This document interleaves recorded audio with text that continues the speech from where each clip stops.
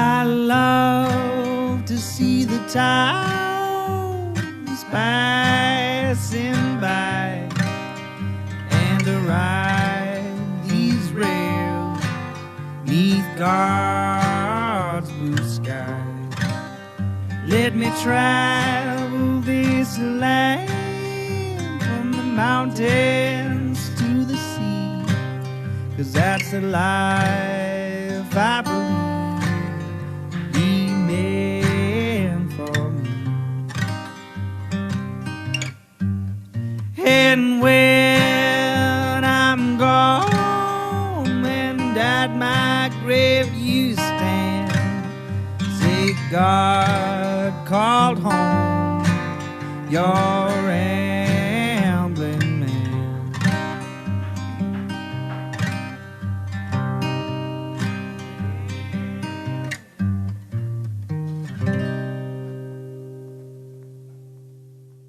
Welcome to Ramblin' Man Podcast, episode number 135. This one's with Dan Gardner, inventor of the RunPee app. We talk about computer programming, movies, and the app itself. So for those who don't know, Dan created this app called RunPee, where what you do is when you go to see a film, it will tell you good P times during the film, what happened during that P time, and also tells you if there's anything after the credits. It does a lot more, but those are the main things it does and how I found it. It's a great app. I've been using it for years. RunPee's on all the social media. If you go to runpee.com, you can get outbound links from there. But most importantly, download and use the app. It's a great app, and I appreciate Dan for being on.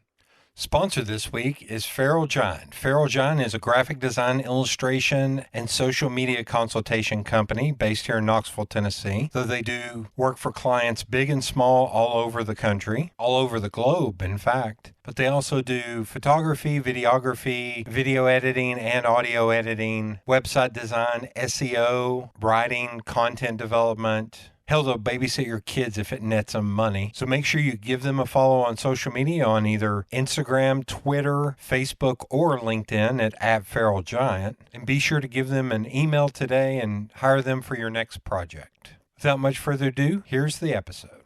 Where are you originally from? Well, that's a hard question to answer. Do we have 3 hours to go over this? Yes. I think the longest episode is 7 hours. So if you want to go for that record, I will take a nap somewhere in there. Yeah. So I was born in Bisbee, Arizona. Okay. And have you heard of Bisbee, Arizona? Because of Doug Stanhope, I have heard of Bisbee, Arizona, because that's where he lives right now. Okay. So if you're a fan of Close Encounters, you will know Bisbee, Arizona. Yes. Yeah. One of the people that comes off at the end, one of the, it's like so-and-so from Bisbee, Arizona. It's like, and my mother and I just rewatched that a few days ago. It's kind of like a yearly around Christmas time, rewatch Close Encounters together. It's funny. I just mentioned this on another episode I recorded. I was like, I rewatched that a few years ago and realized how crazy of a artistic work that is. I mean, it is one of the most remarkable films. I mean, and especially when you look at it in the context of the time that it was created. The first 3 opening scenes are astonishing. And I mean, I would go like, do you want the opening scene in the desert in Mexico? That's really good. But man, that air traffic control scene is riveting. So yeah, I think especially when you watch a movie in the context of the time that it was built, like it has not aged. It has not aged. Something else I just noticed about rewatching it is I think I'd always kind of had the impression that Close Encounters, the movie, took place over the span of a fairly short time frame. Because there's never any mention to when it begins and when it ends We don't see like changing of the seasons or anything like that. But there's a few really subtle hints that get dropped to indicate that weeks or even months are going past between scenes. But there's no reference to it. So one of them is, okay, I forget the character. Roy and his wife are, arguing, and she says, and this is, after the opening event and stuff, and she says something to the effect of, our friends never call us anymore. So you've gone through this transition, and our friends over this time period have stopped calling us and interacting with us. And then the scene where they go to, there's like a meeting with the government and like a conference room and stuff. That happens shortly after. That happens like kind of right after the scene where Barry is abducted. But you can tell that there's been a lot of time has passed, and also Roy doesn't have the sunburn anymore in that scene. Oh man! So the sunburn in his face is gone. So it's like I'd never really clued in to, like, it seemed compressed. It felt like it happened over the span of a few weeks at most. But yeah, there's a couple of really subtle hints in there that indicate that this took place over the span of months instead of weeks. Yeah. I hadn't thought about. After talking about it the other day, I was like, I need to rewatch it again. It's like 2001, where I have to be in the right mindset to sit down and watch it, and to actually sit down and focus and not do other things. Right. And I was like, I desperately need to rewatch it. Okay, so Bisbee, Arizona. I promised we would get back around to it. Back we come. So originally from there. From is a stretch. Like, born there, never lived there. Okay.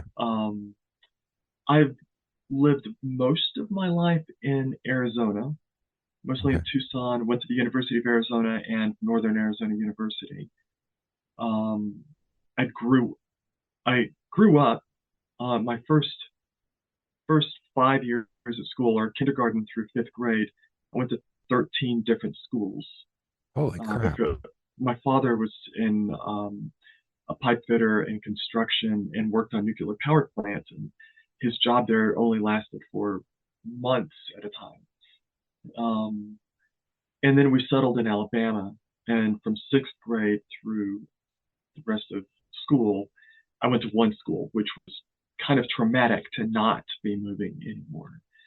Well, and also you were in Alabama. Yeah, well, yeah, there's that too. I can say that as a Tennessean. You were in Alabama. Boom. Yeah, and so now we're just down the road from you in Asheville, North Carolina, specifically in Swannanoa, just outside of Asheville. Okay. How long have you been in Asheville? I think this is 8-9 years coming up now. So you got to you've got to see some of the change. Like when I was going to Asheville in like the early 2000s, it was completely different than the Asheville that it is now. It kind of blows my mind. I think every place, and I mean, Asheville is, every time there's a fire in California, another 1,000 Californians move here, which I'm fine with. I don't mind that. I'm not from here, and you actually don't meet that many people from Asheville. Like when I sometimes work at a co-working place, and nearly everybody there is been here for like 3, 4, 5 years at most. Yeah. There was a point where I looked at moving there, and this would have been like 2005, 2006. And I'm a graphic designer and marketing person by trade. And I was like, I don't think there's enough business for me to get a job there back then. No. Yeah. Because it was still like an arts community, art town. It is. I don't know what people do here, honestly. Like I think a lot of people move here because they can telecommute. Yeah. And so, there's not a lot of, like, I could never get a job. I'm a software developer. There's no way I could get a job here in Nashville, and I don't think there's any chance anybody here could afford me if if they did want to hire me. So Yeah. It's also wild because like we had that during the pandemic where people from California, New Jersey, and Florida just bum rushed Knoxville to where yeah. the housing rates went absolutely nuts. And so I am born and raised Knoxville, lived within 5 miles of the same place my Oh entire wow. life. So it's the same way here is meeting people and going, well, how long have you lived here? Because you're not from here. There's so few people from here. And it's weird Wouldn't hearing it be people. neat if our license plate had some kind of indicator or something Yeah. like that? Or driver's license itself. Like you Hmm. said, Yeah. but it's wild meeting people who are like, I've been here 10 years, so I'm a Knoxvillian. It was like, no, it's a whole different thing when you're born and raised in the same location. Yeah. Okay, so Totally. uh, you said you said what your dad did. What did your mom work, or was it mainly stay at Uh, home? she worked in the medical field. She Okay, had a variety of things like, EEG technologist, electroencephalogram back when that was a thing. I don't okay, know if they really do that much anymore. okay. Well, with That's it. them, When you see people with all the connectors all over their head, that was it. And the yeah, little needles bouncing up and down, that was what she did. okay. So they were both in pretty highly technical fields. Uh, I mean, Yeah. my my stepfather basically was a, I guess, vaguely technical. Yeah, Okay. yeah, My dad construction was, work. I was going to say, my dad was a truck driver. My mom worked for the phone company. So that all of that sounds technical. So were you into like computers and technology as a kid? Uh, Let me think. I'm 50. I'll be 56 in 10 days. Congratulations. Happy Um, birthday. Happy early birthday. oh, thank you, thank you. Yeah, it's um my birthday is on January 20th, which is the president's inauguration, Okay. and it's not always a happy birthday. Sometimes it's okay, I'm out of here. I'm leaving this country. Um, I don't know what you're talking about. Wait, what's happened? What have I met? No, I'm yeah, just kidding. and I'm not saying which presidential Yeah. inauguration. Yeah. Could have been any one of a number, but Yeah. there's been a few that like that. That's it. I've had it. I've had it. Yeah. I've lived overseas 3 times, and so the prospect of leaving is is always kind of pulling at me.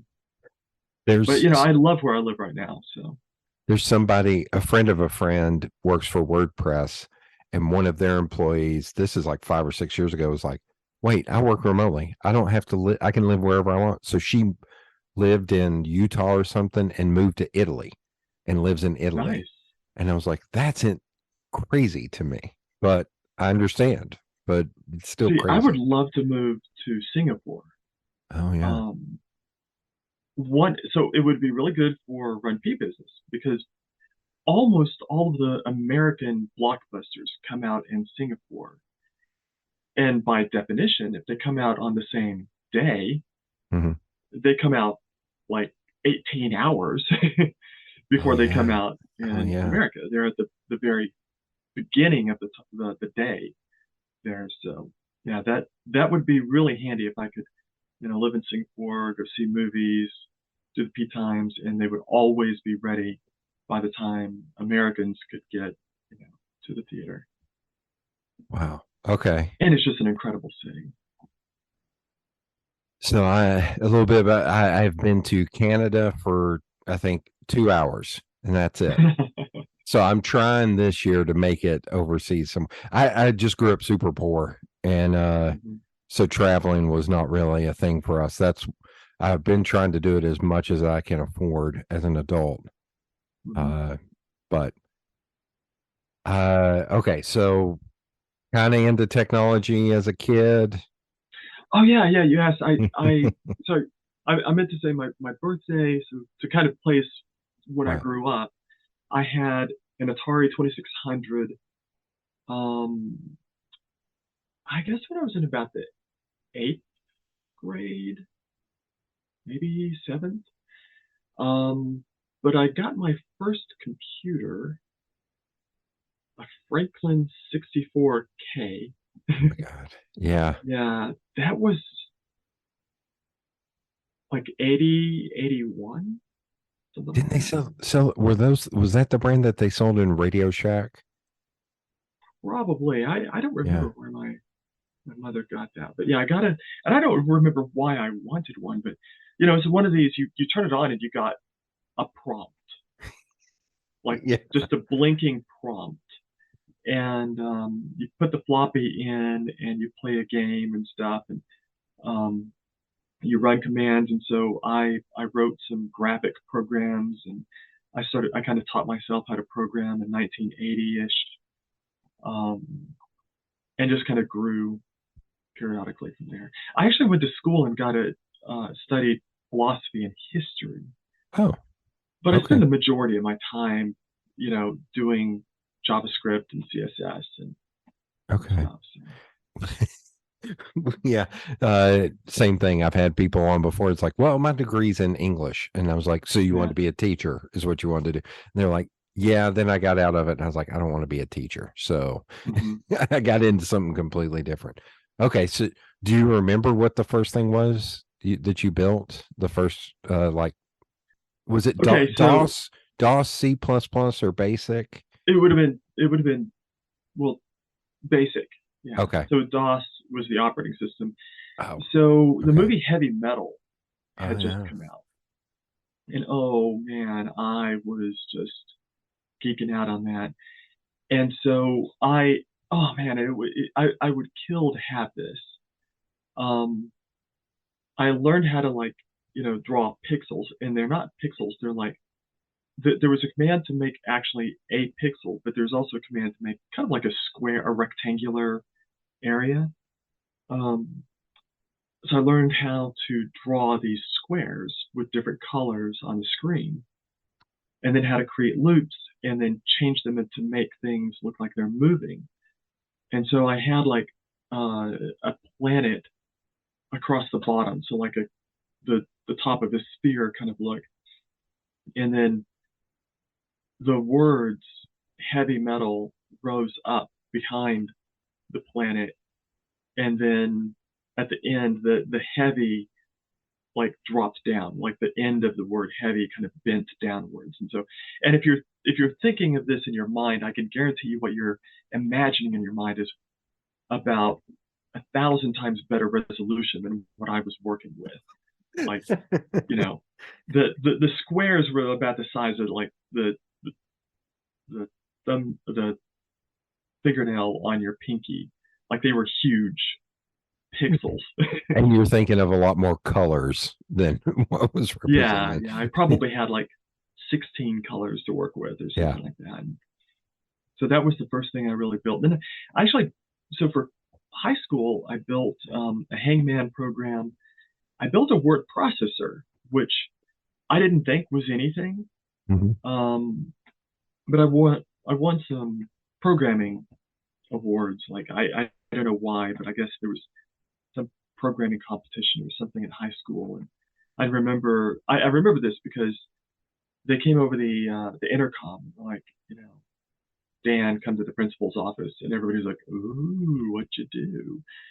And it's like, oh my god, like I don't think anybody saw me do that, so I'm pretty sure that was not. And I come back and I've got like this certificate or something. I was like dancing a little bit. That's awesome. We I'm trying to remember. I think it was 7th grade. We had. That's why I couldn't remember. I remember DOS. And I only know C++ and BASIC from movies, from like war games and such. Right, And right. and yeah, I had some class like 6th grade where we learned on DOS and we played Oregon Trail, of course, all Yeah. the time, and writing little scripts or programs. And it's like I think the most advanced thing I ever did was doing one that was like 10 plus 10 equals 20 or something like Mm-hmm. that.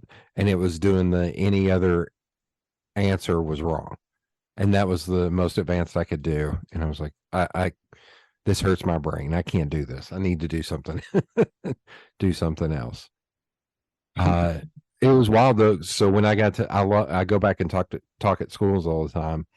Mm-hmm. And my high school was a vocational school, so we had a print shop, and there was only 2 computers in the entire school in that year, and they were both Mac 2 CIs, and one of them was in print shop, one of them was in drafting, and that's what got me into design because I wanted to work in computers. So this would have been the late 80s, maybe? 92. Because I had an Apple IIc. Yeah. So they were even outdated at that point. Right, Like, they were. Well, yeah. But it's wild talking to kids now. Like, you don't know how lucky you are to have these in your pocket. Like, it's insane. I love talking about like how, especially for us, like growing up with channels on TV, like 4 of them. Mm-hmm. You know, I mean, I do remember before having cable TV. Mm-hmm. You know, and you know, the phone was a thing on the wall. Mm-hmm. All of those things, and you know, you think back, like I. Do you remember what it's like to go pick somebody up at the airport? Oh, yeah. Well, I I even mean, saw, there's yeah, I even saw one that was as simple as, like, the first time I went to Asheville, I printed out directions for MapQuest yes, to yes. go. Oh, and I mean, and that was being, you Yeah. know, Cutting edge. technologically savvy. Like, because before that, we just had these. Well, even at that time, you know, we had those books. Everybody had that Yeah. big ass atlas in the back of the car. Yep. You know, because you never know when you're being like, and you always had to pull over and Yep. go into a gas station to ask how Or to get someplace. I remember my Yeah, first car. I had the fold out maps, and I had Yeah, them for like yeah, Tennessee, Kentucky, North Carolina, and maybe even Georgia. To where it's like, yeah. oh, if I ever get stuck somewhere, I will have these maps at any time. Of course, you had to. You know, somebody should make a commercial. I don't know what the commercial would be about, but like, could you imagine walking into a convenience store and asking for directions today? Oh my god! They'd look at you like, WTF? So You've I got will a say, phone, right? yeah, it's Especially if you're holding a phone, like, and you just it's like, hey, you know, how do I find the nearest Starbucks around here? And so if you're holding a phone, somebody's like, but that's what you used to do. yeah. Like, you know, I hate to say it, even up till like 3 or 4 years ago, I would still, if I was in New York or something, it'd be like, hey man, I'm looking for this donut shop. Do you know where that's at? And they're like, oh yeah, just go up 3 blocks and turn the corner. I would still do it. Just, I don't know. I think that may be the Southerner in me of just like, I'll just ask this person. They'll know. Another one is, can you imagine asking someone for the time? right. Remember that was a thing when people, if you saw somebody at the watch, you'd be like, do you know what the time is? Yeah. Yeah, but you know, when we went to the airport, like there was no way to look up if a flight was on time, if it had blown up. Like you didn't know any of this stuff. You had to drive to the airport at a prescribed time. You had to park and go in. And of course there was no security. You walked right up to the gate and you waited. Yeah. You know? And you could also smoke on the plane. I remember the first time I ever flew in a plane, you could still smoke on a plane, and that is also amazing. I think I've flown when there was a smoking section in the front of the plane, I think. I was telling somebody the other day, I was like, I remember Shoney's, which I'm assuming Shoney's. There was a Shoney's that had a smoking section that had one of those like accordion things, to close it off. It was never closed, and it was right by the salad bar. I was like, so the lettuce perpetually smelled like cigarette smoke. Like saying that to a kid would fry their brain. Yeah. It's well, like when we watch movies, and you see people smoking in places and doing stuff, or you're watching a movie and it's like, boy, this whole plot would just be a disaster if they had a cell phone. Like I wonder how many movies took place in like before the 90s where just having a cell phone would have completely ruined the plot. Since we just went past it, Home Alone. Home Alone would have been yeah, oh, solved. exactly. Yeah. Home Alone would have been solved, and they wouldn't have made it to the airport before they got a text from Kevin going like, "Did you leave me here?" Yeah. Yeah. I should write a post about that. That'd Yeah. be fun. Yeah, that would be like 5-second movies. Here's the premise. Oh, they leave without Kevin. Kevin texts them. They go back. That's it. It's almost like a haiku. Very short. Okay, so throughout high school, you had opportunities with like technology in high school. Like, was there a computer club or anything like that that could kind of foster that? I remember we had some computers. We had some computer class, and yeah, I mean, I know I was the most advanced in the class, and my best friend's brother taught the class. Oh. Okay. And I was, so I was friends with him. Like he wasn't that. I mean, he was older, but like, he was. I would visit my best friend, stay at his house, and of course I knew his big brother who had just finished college and stuff. And so I remember his name was Bruce Kitchens, and I was looking for him someplace in school, and I went up to one of the other teachers. I know as one of the coaches, and I said, "Have you seen Bruce?" And they're like, "Bruce who?" And I said, "Bruce Kitchens." And he goes, "That's Mr. Kitchens to you." And I said, "No, that's Mr. Kitchens to you. It's Bruce to me." Oh my God. He was a basketball coach and I played football, so Oh, okay. Oh my God. Oh, still they would, yeah, I'm thinking back to my high school, they still would have murdered me. They still would have colluded to murder my freshman year. I was playing football and the basketball coaches, all of them knew me, and they all stood like in the main hallway. And as everybody walked in, well, my uncle came with me one time. And fun fact, my dad, my mom, my uncles, they all went to the same school that I went to, which I'm making Knoxville sound like a podunk town. It's just we all stayed in the same area. You said that, yeah, local. But my uncle came with me, and one of them went to high school with him, one of the coaches. And I walked by, and all the coaches went, "Jody, Jody, Jody, Jody," that. And I walked by, and my uncle was like, "Wait, would you call him?" And they're like, "Jody." And I was like, he's like, "No, that's my nephew, Judy." I got called Judy for the remaining 4 years by all of the coaches. Oh, that's harsh. Thanks to my uncle. And one of them, even the basketball coach, who was also named Jody, which is hilarious. Anytime he would see me, he would quote from the Andy Griffith Show, and he'd go, "Judy, Judy, Judy, Judy." I think that was Andy Griffith Show. And I was just like, man, good Lord. And then I got to be like a junior, and some freshman would try to call me Judy. I was like, nope. No. You don't get to do that. I will end you, kid. You don't get to do that. Yeah, we can get away with a lot when you play football in high school and a Southern school. Well, it was wild because I love this weird anecdote of the head coach was the coach of either geography or history, and I don't know which one. Because every time I walked into class, he'd be like, "Go to the weight room," and I would go work out, clean the weight room.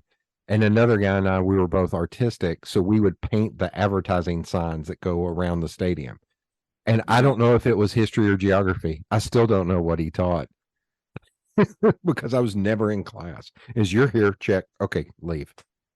See, I remember. I think when I was a junior, and we're getting off the movie topic here. Oh, so, it's rambling, man. Yeah. When I was a junior, I had driver's ed, and you only drive one day a week, and so for the other 4 days of the week, I don't know what everybody else did, but I just went out to the field house, and and so that was, I had a fifth period. And so sixth period was, always in the field house. And all the football players had sixth period in the field house. So I had basically eat lunch, go to a class, and then the rest of the day was, out there, on the football field or working out or doing something or another. Well, I had print shop and art. Like it was funny. My senior year, I had like English, and then that's when they switched to block scheduling, where it was 4 and 4, and you completed an entire program in one semester. And I had English in the morning, and then had art and print shop. And then the second semester, I had like art or print shop, art, print shop, print shop. And it was like, why am I even here? like, like I don't need to be here. And even the teachers were like, the art teacher was like, you're in like art 6 at this point. She's like, I don't know what to, you just come in the class and do whatever you want to do. You want to go do some printing, go do some printing. It's fine. Okay. So you go to college and you said philosophy and history. Okay. So what made you choose those 2 subjects? Well, to be fair, when I started college, it was astronomy and physics. Okay. And I went quite a ways in that. And, everybody's had these conversations about moments when your life took a different course. Mm-hmm. And so my stepfather, basically, but the father that I grew up with, the only father I ever knew, we weren't close. And he passed away when I think it was in the 8th grade. And it wasn't a traumatic thing. It's like, yeah, whatever. And so I kind of grew up with, I never had a father figure to speak of in my life. I never had a role model, anybody to look up to and for guidance or anything. And when I went to the University of Arizona, I took Astronomy 101 and I became the teacher's pet because most of the people in Astronomy 101 are not astronomy majors. But I knew everything, like going in. And I ended up, he hired me to be a teacher's aide, a research assistant or something like that. So I basically did data entry, which is a suck job, but it's just, I got to eat lunch with astronomers and stuff. Like it was a dream for a college freshman to be with these guys. And he took me under his wing. He was a renowned astronomer too. Like is that where the Very Large Array is at? Is that in Arizona? No, that's in New Mexico, Socorro, New Mexico, where they filmed Contact. No, but I got to go up to Kitt Peak. And I got to sleep under the largest telescope in the world up at Kitt Peak. My God. Because he took me up for one of his viewing trips up there, and it was just me, him, and the technician. And it's weird that astronomers even go to the telescope because they're not allowed to use a telescope. Huh. Like I don't know what people think of with astronomers, but astronomers probably couldn't use one if they had to, and they certainly wouldn't be allowed to use it because there's technicians who just do that. You can't put a $100 million mirror in the hands of some guy that doesn't know what he's doing or woman. So we laid, there's a net under the telescope, and the weather wasn't pristine enough to do what he needed to do, and so we just laid there and told stories and stuff like that. Well, I don't remember how far after this, but I was a sophomore in college at this point, and he was up at the telescope. The dome was turning, and it's like hundreds of tons. The dome is gigantic, and he went to walk through a door, and they turned the motor off, so I guess it wasn't making noise anymore. So he went to walk through a door, and it caught somehow on the dome, and it bisected him. Oh, like God. It killed him instantly. Oh, God. And this was it was traumatic for the city of Tucson. Like, because Tucson is kind of like the world headquarters for astronomy, and especially back then, like all the big telescopes were at Kitt Peak. And to lose a young, prominent astronomer, he had had two children. I don't remember what gender they were, but anyways, it's just really traumatic. And after that happened, I drifted away from astronomy, and I've always wondered, like, there's no way I leave. Like, he was like a father to me, and if this freak accident, like, how many astronomers die doing astronomy? Like, one. If this doesn't happen, I end up as an astronomer, no question. Huh. Yeah. That's so life is weird.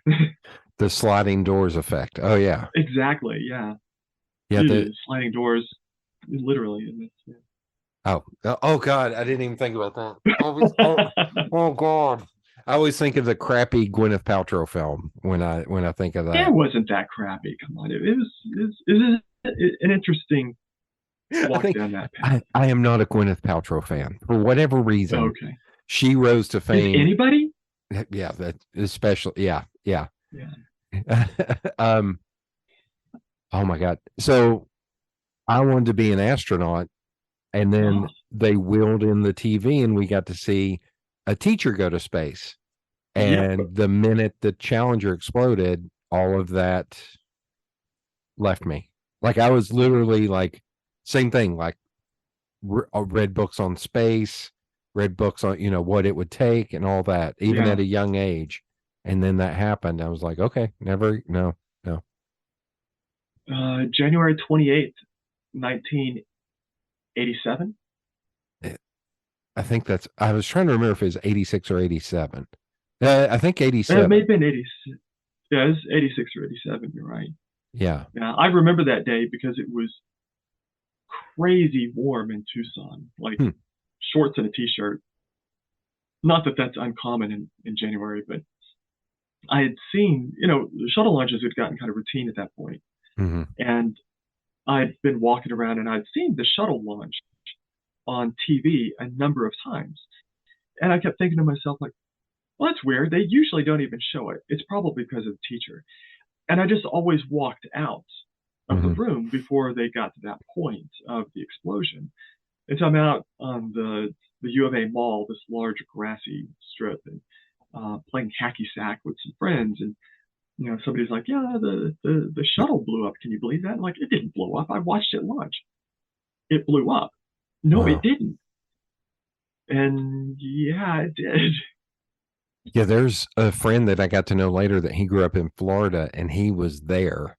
And he said the minute it exploded, they just grabbed every kid and put them back on the bus and tried to get them to not look out that side of the bus as they took them away. Yeah. Because, you're right. Like, every school and every kid in school was watching the teacher go to space. Yep. So, yep. Man, oh man, that was so unbelievably tragic. Okay, I went to work at Space Academy, I guess, in 80s. I think it may have happened anyways, I went to work at Space Academy shortly after that in Huntsville. Huntsville, Alabama, for those who aren't from the South. And it was during that interim where there were no shuttle launches because it took them years to get back to launching and stuff. So. Okay, so you're in school and you were doing astronomy, that tragedy happens, and you switch to philosophy. Yeah. What was it about philosophy that appealed to you? Well, actually, I switched to history. History. Yeah, and this is after a stint going to space camp, and I think I got a degree in massage therapy, and I did that for about a year. And then when I went back to school, I kind of picked back up with mathematics. So fun little trivia.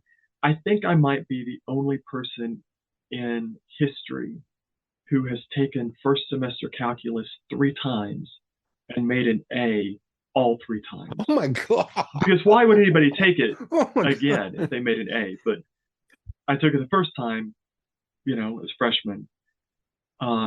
A friend of mine that I became friends with, a TA who was teaching a experimental version of calculus, of first semester calculus, that was just a little bit different. It was more of a word kind of thinking about it instead of just doing a bunch of equations and stuff. Okay. And so Okay. thinking in terms of calculus, and then applying it. And so I took the class from that he taught so that I could kind of give him feedback, since I already knew first semester calculus and they were coming the same thing. And then I went away from school for a handful of years and I came back. I'm like, I'm kind of rusty.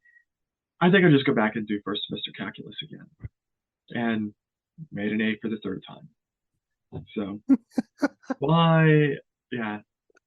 I can't imagine any scenario where anybody else would take first semester calculus 3 times. I thought my claim to, so in my school, in the design program, my advisor told me that I was the only one ever in the history of the program.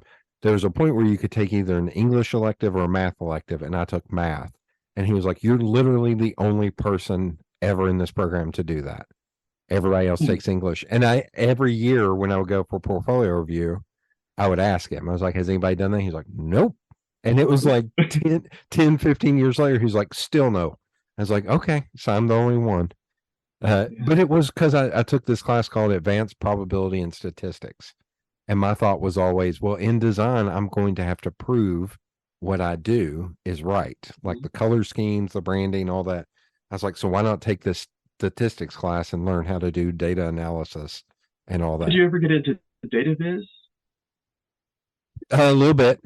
Yeah, but because as a graphic artist, I think that skill, like really knowing how to tell a story with data, is a really valuable. Like even today, like I would tell a student, like there's so many things that if you're going to college today, what on earth are you going to study that's not going to be replaced?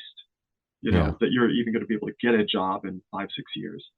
And I think understanding statistics and being able to graphically tell a story with data is really valuable.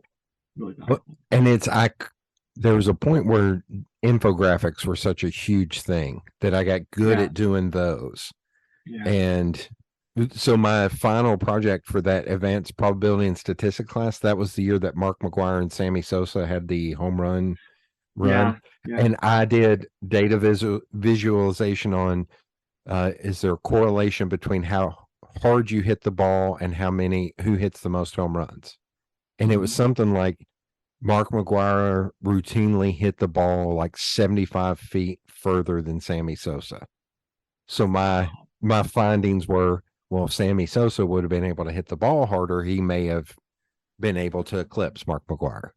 And my teacher was just like, I have never seen anybody do a baseball project. And I was like, well, I found the data on AOL. That's why. Yeah. If I hadn't done that, I don't know where I would have accessed that data. So, so you asked the question of how I got into philosophy and history. And so it started with history. And oddly enough, it started with the movie Braveheart. Okay. Saw Braveheart, super popular.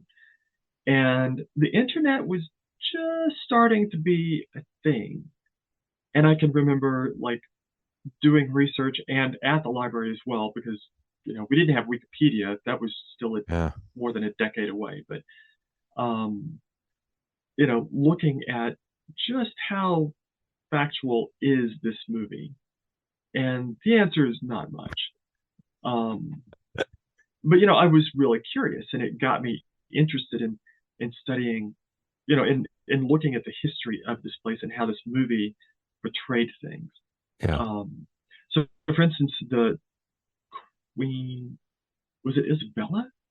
I think the young queen that he kind of had the fling with. Yeah. Yeah, the French girl. Yeah, she was like 3 years old when all this was happening. So that never happened. I remember that was one of the first when DVDs finally came out, that was one of the first like loaded DVDs with like behind the scenes stuff. Yeah. And it was the guy who wrote it was just like, oh no, I had the same last name and I saw it and I did a little research and I wrote this film, but so much of this is not real. Like he even admitted it on the DVD. I remember Yeah. that. Okay, so that's what got you into philosophy or But yeah, history. that kind of started the ball rolling. Yeah. Okay. So I Were kind of you gradually eased out of math at that time and into philosophy and history. were you always like a movie nerd or movie buff? Yeah. Um, so first movie I ever saw by myself in a theater, Star Wars. Okay. Okay. Begged, begged to see this movie again. I think I saw it 4 times in the theater. Wow. And of course, like for us, I mean, so you're not quite as old as me. Do you remember not having a VCR? Oh yeah. Oh yeah. And Okay, my parents were right, even early adopters on the VCR, and we still, yeah, I can still remember not having one. Yeah. right. So remember movies used to like Star Wars came out in '77, I think, Yeah. and like every you know 6 months and a year later, like it would come back to theaters Yeah. because they're and a lot of movies did that. Or like And I I mean, think there's a they kind of still do that, but I think there's a they famous do. story about like The Godfather played consistently for like 18 months or something. Like it was Yeah, some yeah. crazy run. And then I Yeah. bet easily you could have found it in theaters like 3 years later because you're like, yeah, I want to watch that again. And there's no way to watch it if you're not in a movie theater. So Well, unless it comes out on TV. Eventually, they came to TV. growing up, I was in daycare because both my parents worked. And during the summertime for summer daycare, at least once or twice a week, they would take us to the theater to see a film. And we Nice. would see like the same film 3 or 4 times in the summer. So I saw the film Explorers. That was my favorite film when I was a kid. And I guarantee I saw it when it came out every summer for like 4 or 5 times in the theater. I don't know this movie. What?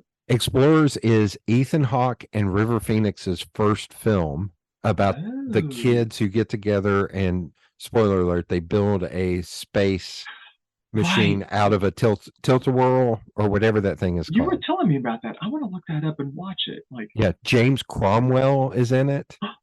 no Like way. he plays one of He's a them's dad. young. Yeah. Yeah, yeah. He always looked old. Well, but yeah, he's one of those guys. Yeah. but yeah, like I saw that film a ton. Like, but then we would see old films like in elementary school when they would wheel out the TV and we would Mhm. watch some Disney film or some cartoon from the 50s or 60s all the time. Same thing like the cartoon Robin Hood with the foxes. Saw Mhm. that God knows how many times as a kid. But you're right, like it or even we had the projectors when I was in elementary school where they would actually have a screen and that's how we would watch movies. Yeah, I vaguely remember some of that too. Yeah. Yeah. Okay, so you are kind of a movie person. So my first film, my parents are huge movie nerds too, and they took me to see Superman right after I was born in the theater. Oh wow. Superman the movie, and the first one I remember is E.T. And I remember walking out of the theater crying my eyes out, just Yeah. absolutely bawling. Uh, but man, Star Wars, yeah. So there's a weird hot take I have. I am not a Star Wars person. No. No. Well, I mean, as a kid, I was, and and another very influential moment in my life was finding Joseph Campbell, Oh yeah. and so this was right around that same time, and the Power of Myth, the Hmm. interview with Bill Moyers, came out on audio cassette, and I know I bought it at a book fair in Miami, but I listened to it and it was just riveted with this. Hmm. Like this is, I mean, growing up as a Star Wars fan, and then hearing Joseph Campbell talk about the mythology behind Hmm. Star Wars, it was like watching it Yeah. again for the first time. Like I never got any of this stuff, and so it kind of opened the door for me to be able to start watching movies on a more analytical, Hmm. intellectual side instead of oh, it's just entertainment and fluffy and blah blah blah blah. It's like, well, what is the reason for this scene? What does the scene establish for you? Yeah. You know, how do these things relate? And oh, well, this is just this story retold in a different way. Mm-hmm. And you know, it's still good, but it's just, you know, the same story retold in a different way. Yeah. Oh yeah, that's I love the film Rio Bravo with Dean Martin and John Wayne and Ricky Nelson. And you look it up and it's like, oh, there's been like 12 versions of this exact film because it's such a prototype of a type of Western. And it's like, oh yeah, it got remade this year with John Wayne again. And it got remade this year. And it's like, because it's one type of movie. I honestly wish they'd do that more. Yeah. Like, I know people get upset about reboots, Yeah. but I would love to see somebody retell Star Wars, especially the prequels.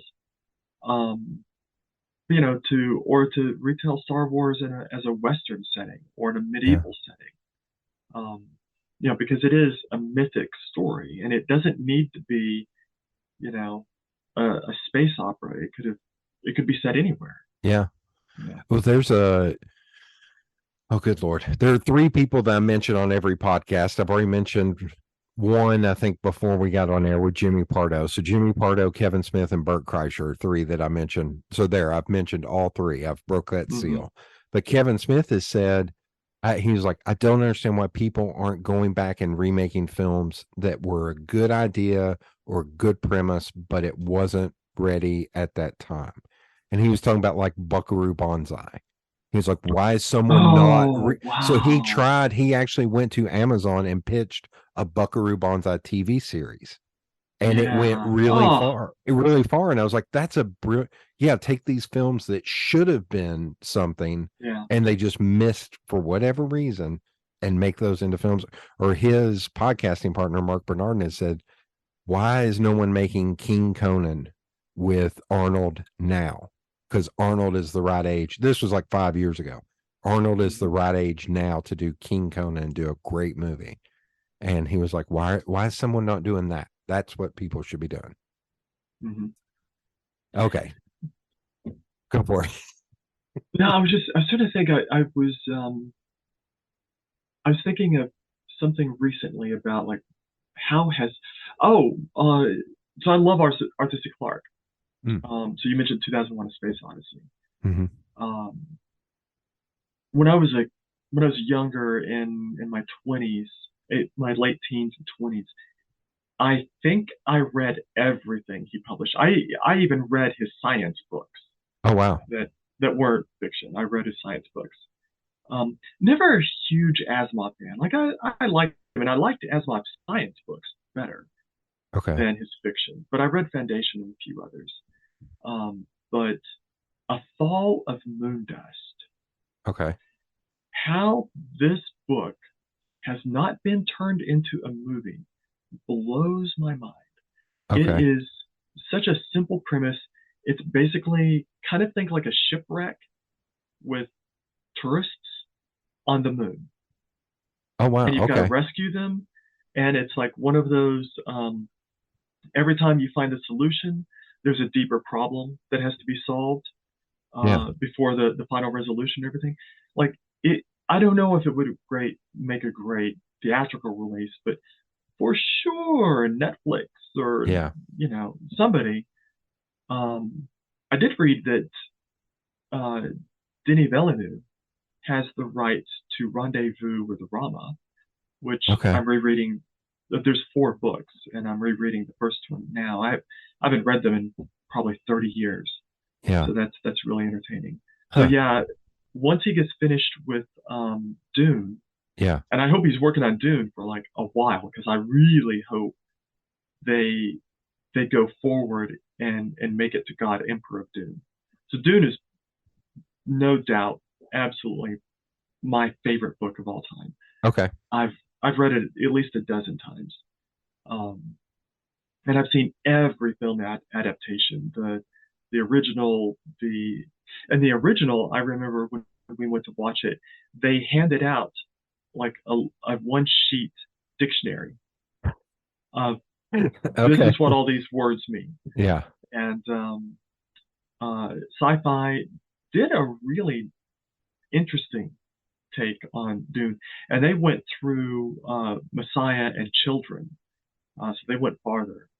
So I'm really hoping Villeneuve that his Dune adaptation does well enough that they, because I think I could do Messiah and Dune or Messiah and Children in one movie if they wanted to. Okay. And then do God Emperor of Dune, which takes place like 4,000 years after. Holy moly. So yeah, Messiah and Children both happen soon after the events of Dune, Okay. like within the decade or so. That is a book series I never got into, and I've got two friends who are really into it, and they're big fans of, I think, the first 3 books. And they're like, if you're going to read anything, read the first 3 books. He was like, both of them were like, after that, they fell out of it. But they were like, those first 3 books are amazing. That they love them a lot. Yeah. Yeah. I would say the first 4. Okay. Because after that, you go to Chapter House and Heretics, I think. And those were written in conjunction with his son. And it kind of felt like they were just dragging it out. Yeah. Yeah. Still some good stuff. Okay. So moving there. So when you get to, I'm trying to think, like college, are you exploring like deeper realms of what's just coming out of the theater, like foreign films or anything like that? I have to say, I've never been a huge fan of foreign films. I'm a fan of really good foreign films. Okay. And in my estimation, most of them are lacking. Okay. And also, I think it's really distracting to try to watch a movie, read subtitles, and you're missing the nuances that the actors and the directors are throwing at you if you're reading subtitles. So yeah, what can you do? I have a huge blind spot for Tarkovsky. Like, I don't think I've seen any of his work, but every time I'm like, I need to just sit down and watch them all because they all look visually stunning, but I don't know that there's a lot of like, that's the most important part. Like the dialogue and stuff is maybe not the most important part. Okay. Didn't really go deep. Okay. So as you're seeing, so what made you, were you still doing tech stuff when you were in college, or did you come back to it at a later time, like software development? No, I pretty much did software development in college more than I did my studies. Okay. Okay. Yeah. Yeah. I was kind of that guy. Okay. I mean, I enjoyed, I loved my classes and stuff, but my passion was programming, and I was really good at Photoshop and then just HTML, Java, JavaScript, and so forth. And these days I avoid JavaScript like the plague. Like I just don't have anything to do with it. But I'm a language snob. So. Okay. I did have a younger person artist on recently, and she asked me, she was like, why did Flash die out? I was like, because it was I was a Flash developer. I was like, because it was a hog. It was a hog. Well, it really died out because of smartphones. Yeah. Well, yeah. And Steve Jobs, who I am absolutely not a fan of, he was disingenuous about he wrote basically a who gives a shit what you think letter about Flash, because they wouldn't allow Flash to work on the phones. Right. Because really he wanted control of the ecosystem was what it was all about. But there was no way to do multimedia on the web at that time without Flash. Yeah. Now, in the interim, we've done a great job with HTML5 or whatever version they're on now. Yeah. But that was just garbage for, there was a very unfortunate period of time where Flash was kind of like the redheaded stepchild. Yeah. And everybody wanted HTML5 to be the new boss, but it just wasn't done baking. They took it out of the oven and said, "Well, eat this," and like, it needs to cook a little bit more. So, because you were into it so early, did you just anytime something new came around like HTML, did you like, oh, okay, I want to learn this? Did you just keep adding on to it? I'm not really that kind of software developer. Like, okay, there's a lot of guys, and I say guys, there's a lot of men and women out there who just pick up things and, dabble in everything. Now, I was working at the library in junior college. After I'd been away from college for a while, I went back to junior college and was working for the library. And one of the librarians was really kind of forward thinking, and he wanted to make a website for the library, like the hours and the location and stuff like that. And this is how early it was. Mm-hmm. There were no images on this web page that we made because there was no image tag yet. Yeah, like it was one of the first web pages.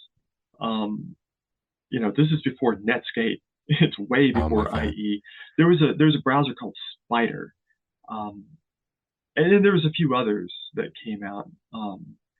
But yeah, that's the first thing I did, and it's like, well, this is just fascinating, and it just kind of grew from there. Okay. And at what point? So your app, RunPee. So did you develop that had you built apps before you built that app? Well, I had built like web apps, and actually the RunPee app was originally a web app. It worked in a browser. Okay. Because it came out in 2000. I built it in the spring of 2008. It launched as a web app using Flash and a framework called Flex in August of 2008.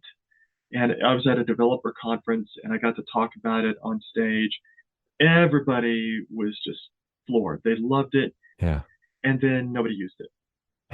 And it was literally a Wikipedia, because anybody could add data. Now, I had to approve it, but any users could add their own data.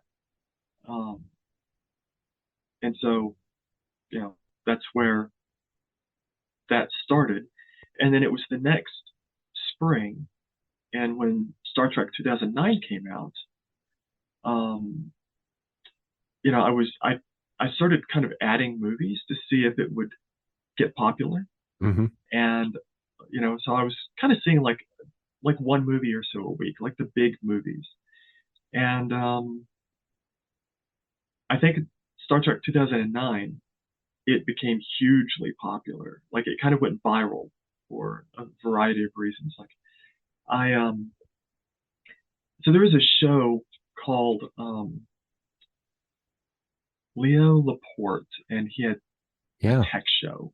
You remember Leo Laporte?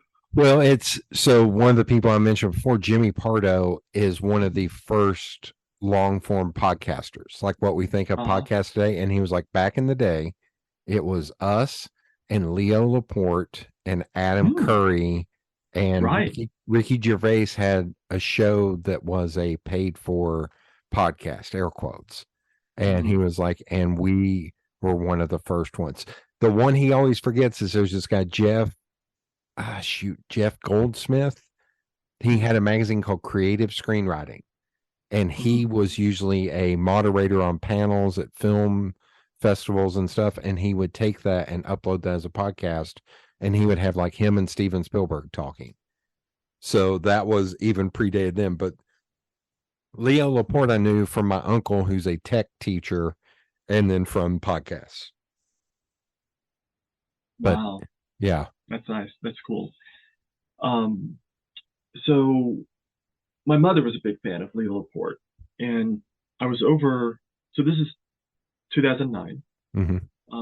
probably early summer, probably yeah, springtime 2009, and she was listening to Leo, and we were talking about the RunPee.com.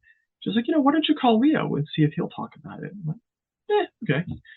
And so I get the number and I call up and I get the what do you call it? The administrator, the editor, or something like that.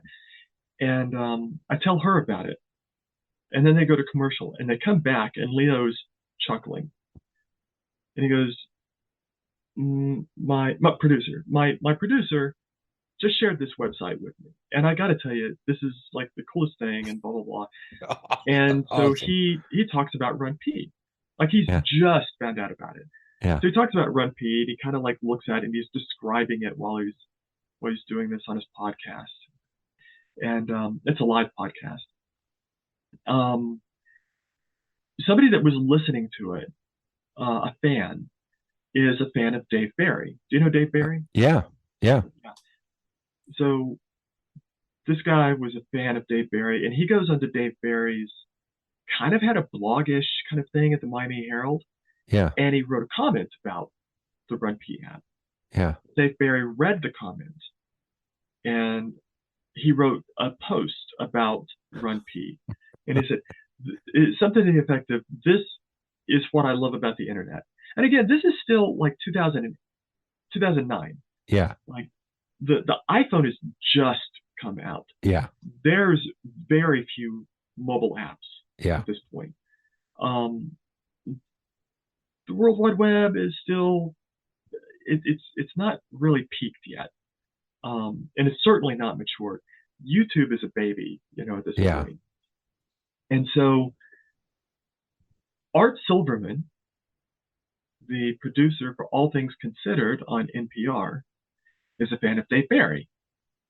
And he reads Dave Barry's post, and I get a call from Art Silverman. And I knew who he was when he called, and he's like, "Hey, this is Art Silverman." I'm like, "Get the fuck out of here!" Who's pranking me? Who's pranking me? Yeah. And so he's like, "Hey, can you come down to the studio? I was in Los Angeles. Can you come down? We've got a local studio. Can you come down there and we'll do an interview?" So, yeah. And I go down there and I do that, and it just went nuts. I remember I did 12 interviews in one day, and I had to set an alarm for like 3 a.m. because somebody wanted to interview me in South Africa. Oh my God. Like it's all over the globe. And so at this point, there's no way for me as a developer. I didn't know any way to make. So Android hasn't come out yet. Okay. And I'm not an Apple fan. I've never had a Mac. Well, I had the 2C back ages when I was too young to know better. And so, there's no way I was going to have an iPhone. And so I partnered with somebody to make the first RunPee app for iPhone, and it came out July 4th, 2009. Okay. And that partnership ended, and then I was able to kind of take over, and Adobe made this framework called Adobe Air, and that was for making applications on smartphones and on the desktop and stuff. So I used Adobe Air, which I was familiar with, to make the Android and iOS app. And, it was clunky, but it was the only way that it was going to happen because I was not going to make a native app for either one of them. And so that worked up until actually 2020. And it was really showing its age. And 2020 rolls around, and my wife, who was learning to program, discovered Google Flutter. Okay. It's a new framework for building web, desktop, and smartphone apps.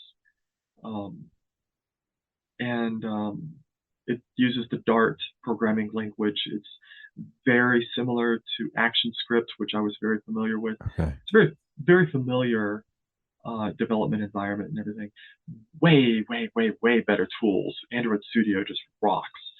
So anyhow, it's 2020. We didn't have anything else to do. So we rebuilt the RunPee app, and oh my God, I could see screenshots from before, and it's like, wow, this really did look like crap. Like I thought it looked pretty good at the time. Yeah. But yeah, it's night and day how much better it looks. It's embarrassing how bad it looked back then compared to now. So it's funny. So the tweet that you noticed where I mentioned RunPee, so that's my friend Michael May's podcast, and they literally did like 30 minutes on how they will not drink water for 6 hours before they see a film because they don't have to pee. And I'm sitting there listening to this, laughing my butt off, going, "Yeah, you idiots." How are you all this big of nerds and you don't know about? So I have sold this app to 100+ people. Like I even did it the other night. I went and saw Glass Onion, and I'm sitting in the theater and it's packed, and there's a guy sitting next to me, and the movie ends and he stays seated. And I had already checked the app, and I looked at him. I was like, "There's nothing."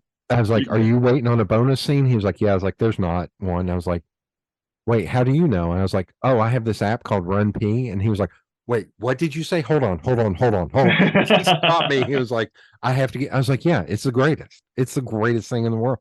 And it's hilarious. Like I told my buddy Sean Pointner last night, I was like, "I'm interviewing the dude from RunPee," and he's like, "Holy shit!" But I can't remember. Maybe Doug Loves Movies mentioned it, and that's how I found it. I'm trying to remember, because I think he had mentioned it a few times.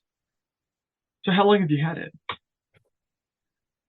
So I was actually late to iPhones. I think my first iPhone was like an iPhone 5. I still had I've still got it. What are we on now? I don't even know. I think mine, I looked up today, is a 13. Wait, I think 13. Wait, yeah. is 13 or 14 the latest one now? I think 14 is the latest. But Okay. let me see if I can find this. I still had a flip phone. Ooh. Like in 20, and I've got one somewhere around here that is one of those that flips out that has a keyboard. And I'm not going to be able to find it. Oh, there's my first iPhone though. An iPhone 4S, I think. Yeah. Like I still keep all my old phones and such. But I think so it would have been around then. It would have been like 2013 or so, maybe. Like because I'm a huge movie nerd. Yeah. Here's even my first 2 iPods. Oh my God! Look at that. Like I have all of the antiquated technology.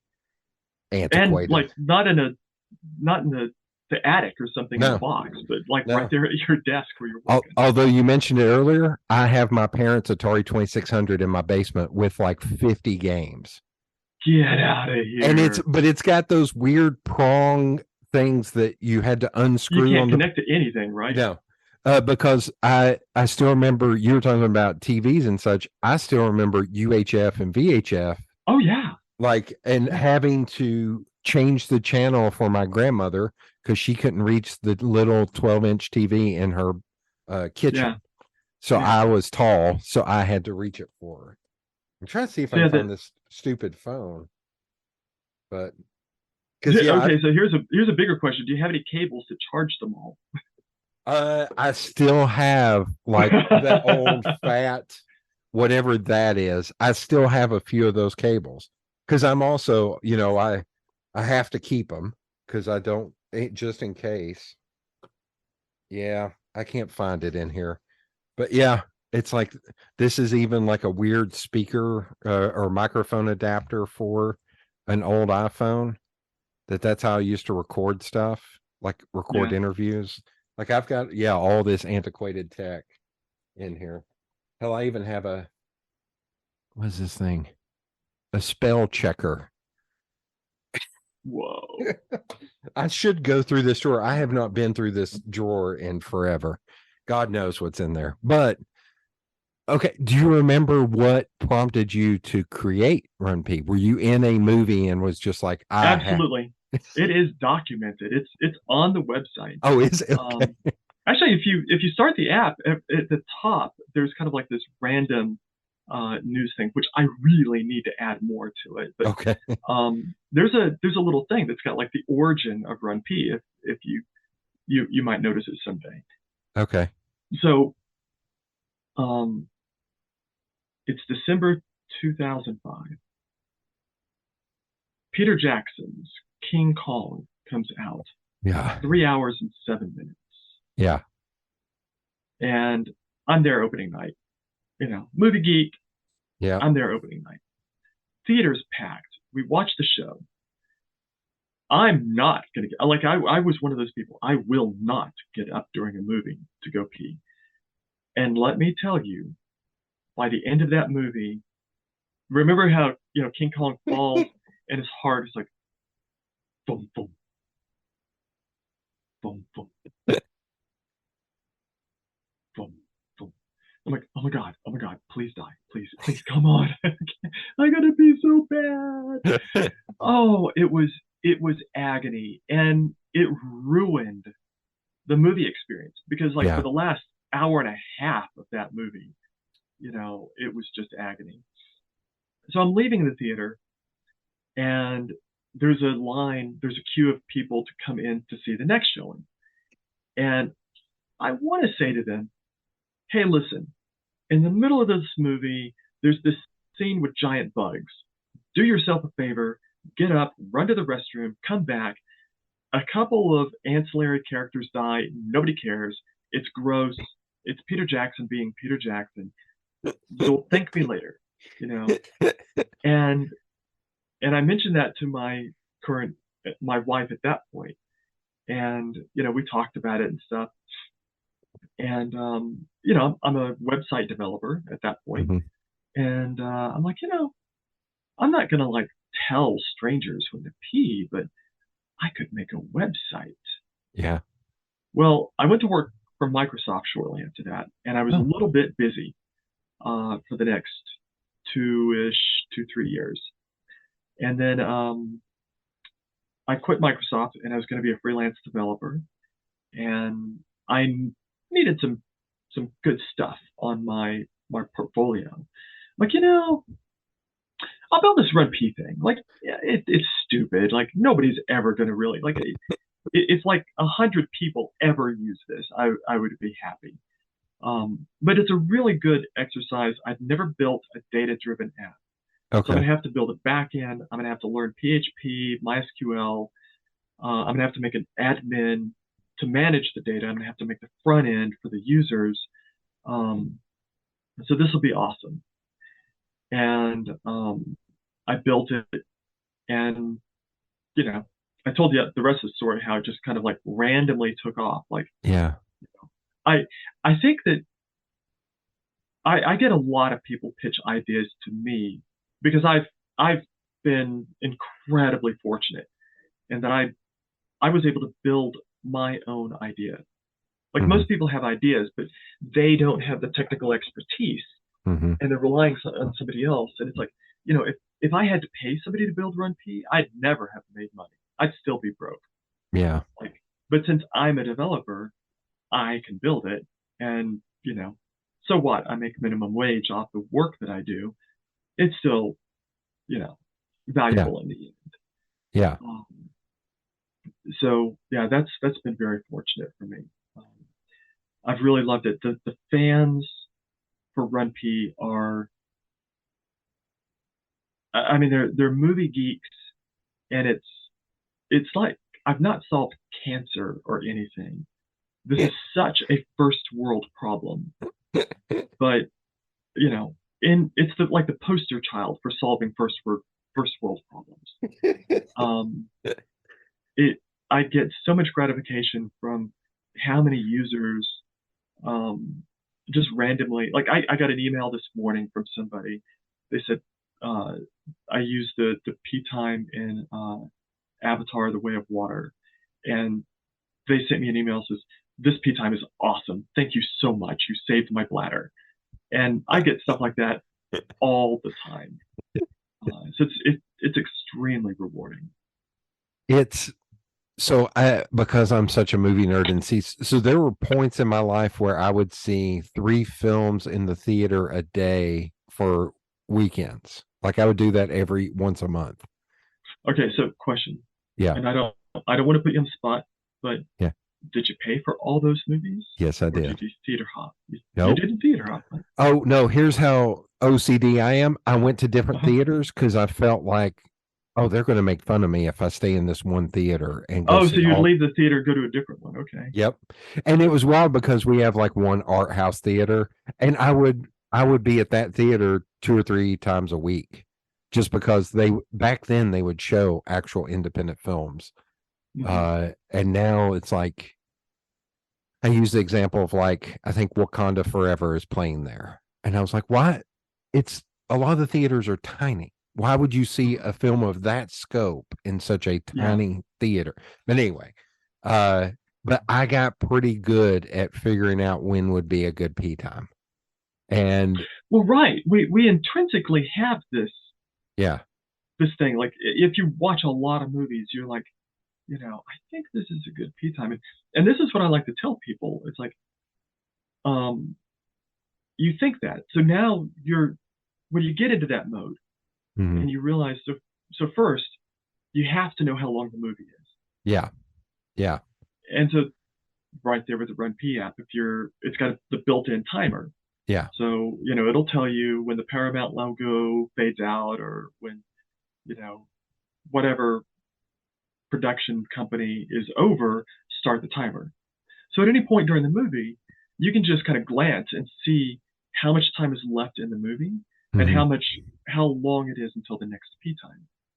Now, if you're not using it and you don't know how long the movie is, you're screwed. Because the movie might be close to over. Yeah. And you're kind of doing this thing in your head, like, should I go? Can I hold it? I don't know how long is this movie, and you're no longer enjoying the movie. You're having a conversation in your head. Yep. And, the people that say like, oh, I'd never leave the theater. I'd hold it no matter what. I was like, well, yeah, I get that. But how much of the movie are you really getting, and how much is your bladder, distracting you from enjoying it? Whereas if you had the RunPee app, it's like, oh, here's a recommended pee time. I think I might need to pee before this movie is over. I just nip at the bud. Yeah. Oh yeah, there's some, and there, especially now, or even back then, everybody says now, but it's always been this way. You get a film like The Batman, which is like 3 hours long. It's like, oh, I want to know when the first pee time is and the last pee time is, because I'm probably going to need them both. this thing's so damn long. And I will say the way I use it though is before the film starts, I look. I was like, what are the pee times? And I was like, what are the things that happen that denote that? And I sit there and I can pay attention to the film and just still keep in the back of my head. I was like, okay, when Chip says X, then that's a time to go pee. And so I guess for the people listening who have no idea what we're talking about, it'll say in the app, it'll say like, there's 3 pee times, and here's, the second pee time might have a cue of, when the SUV, slams on its brakes, or usually it's a line of dialogue. And this is really tough. One of the hardest jobs is picking the cue, because it can't be a spoiler. Yeah. And unfortunately, every now and then we make a mistake, and it's great that we've got users who will, point it out to us, like, hey, listen, that's actually a spoiler if you didn't notice. And, but that's pretty rare. Yeah. There's been times where I had like a great pee time, but the cue is somebody dying. And you obviously can't say like, oh, when so-and-so dies. Yeah. So you've got to find like something visual, something auditory that can act as the cue for that scene. Yeah. And then, so yeah, the RunPee app, it'll tell you, when so-and-so says something or another. And it's usually so obscure, like it makes no sense whatsoever out of context. Well, I and think it'll it was tell like, you the time. yeah, I think it was like Glass Onion. It was like one of the characters said something like, "Yes, we can do that." It's something so Yeah, innocuous that it's yeah. like, no, you just know once they say Mhm. that. And I will say the added feature, when you added the feature of, are there scenes after the credits and how Yeah, long those credits are, that was one. I right. think I literally got excited in the theater, just like, oh shit. Like it's like over the Yeah, moon of like, holy crap, yeah. that's Not only do awesome. we tell you if there's anything extra, how long are the credits? Yeah, When do the extras come? yeah, Because there's apps out there that are like crowdsourced, and they basically give you like a yes or no. yeah, But it's like, how many times have you been in a movie and you know that there's a mid credit and end credit, yep, yep. but people leave after the mid credit, and you're like, whoa, whoa, whoa, whoa, whoa, whoa, whoa, hang on, buddy, I we're have not stopped. done here. I have stopped people before, but I was, Yeah. and there was one weird one, like it was Endgame, Avengers Endgame, Uh huh. where the thing at the end of the credits is, I don't want to say pointless, but it's more poignant than pointless, than has a point. Yeah. And I Yeah. was just like, I think I even saw it maybe in the app, or I saw it somewhere to where I was like, I looked at my friend, I was like, we don't need to stay. I was like, we can stay if you want to, but we don't need to stay. I was like, Yeah. because it is literally nothing. And even though a lot of them are actually nothing, like them just sitting around eating shawarma in Avengers, it's Right. fine. But it doesn't, like the end of Iron Man, it doesn't set up future stuff. And Mm-hmm. that actually bothered me for a while with the Marvel films of like, hey man, if you're gonna make me sit here for 12 minutes, make it count, make it be Mm-hmm. something, like please. The funniest was my friend that goes with me, he hasn't read comic books, and I'm a big comic book nerd. And at the end of Infinity War, the end credits was, for anybody listening, was Nick Fury and Marie Hill, and Mm-hmm. they get dusted, and Yeah. he hits the button on the pager to sing Captain Marvel, and at the end it finished, and it kind of silent, and I looked at my buddy, I was like, I'll tell you in a minute. And then from behind me I heard all kinds of people going, what did that mean? What was that? And I told people in front of me, beside me, and my buddy, I was like, oh, there's this character, Captain Marvel of the film. And I explained who it was, but it was just like, holy crap. But hearing the little chirps Mm-hmm. behind me of, what is that? What is that? So you can help if you ever run across one of those where it's like, this isn't going to be apparent to everybody what Yeah. this means. Yeah, it'd be awesome if you'd let us know, because Okay. that's another feature that we have. It's rarely used. Um, so when we do, is there anything extra? And there are extra scenes. We don't tell you what the extra scene is. We Yeah. don't spoil Yeah. it for you. Right. So we'll Right. say like there's a mid-credit scene that sets up something. That Yeah. it doesn't, or we might just say like there's a mid-credit. You got to stay for this one. You can leave after that, Yeah. or blah blah whatever. I think there was But even one every where it now and was then, like, this doesn't set up anything, but it's really funny. I think I right? remember that on We one might of do them. that, but we Yeah. won't tell you what it is. No. Um, but every now and then there are those where there's an extra scene, but it's like if you're not on the inside, you're Yeah. not going to know. So we can actually include a link to, if you want to go to the blog and read, here's what that means. Here's what that means. Yeah. Yeah. So we have that ability. We just don't use it because it doesn't happen that often. Yeah. No. But it is nice, if you're in the theater and it's like, Yeah. am I supposed to get this? Yeah. There's a lot that are way over my head. Like before I got on here, they just released, spoiler alert for anybody wanting to know when we're recording this, they just released a new trailer for Ant-Man and the Wasp: Quantum Mania last night during the championship game. And I watched it. I saw it during the game, but then I watched it here, and I watched their like Screen Crush is my favorite YouTube channel for like breaking down, like, here are all the Easter eggs. So I just got, before we got on here, I was eating dinner and watching the 28-minute long video. Breaking it down. Breaking down a 2.5 minute trailer. Like, and some of them, it's like, I know about this stuff, but man, that dude Oh, and the people who do not like that, they do. No. no, no. Could you imagine your job being to know this stuff? Like that would be God. so cool. Yeah, that would. Well, I've I mean, often thought, yeah, I do this it would be so podcast. much less stress. Yeah, I do this podcast. I release them every 2 weeks because it's really hard to find people that I find interesting to have on. I'll say it, I'll put it that way. And I have thought at times, I was like, man, if I could do this thing full time and do 1 or 2 episodes a week, I was like, I would totally do that as a job Oh yeah. because I Yeah. love doing this and meeting people and hearing their story and stuff. Okay.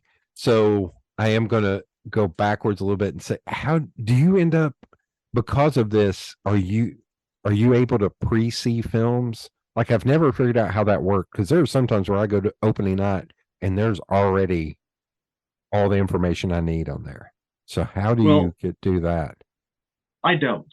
Okay. Um, so I'm gonna spill all the beans here. Okay. Um, it doesn't happen as much as it used to, but you used to, especially like the Marvel films and stuff, always opened overseas a week or so Oh, before the U.S. okay. Now, recently, it's been fairly simultaneous. But if they release overseas, some jackass is going to sit there with a camcorder and record it. And I'm going to wait like 3 or 4 days, and I'm going to go on BitTorrent, and I'm going to download it. And I Yeah. did that for Ultron. Oh my God.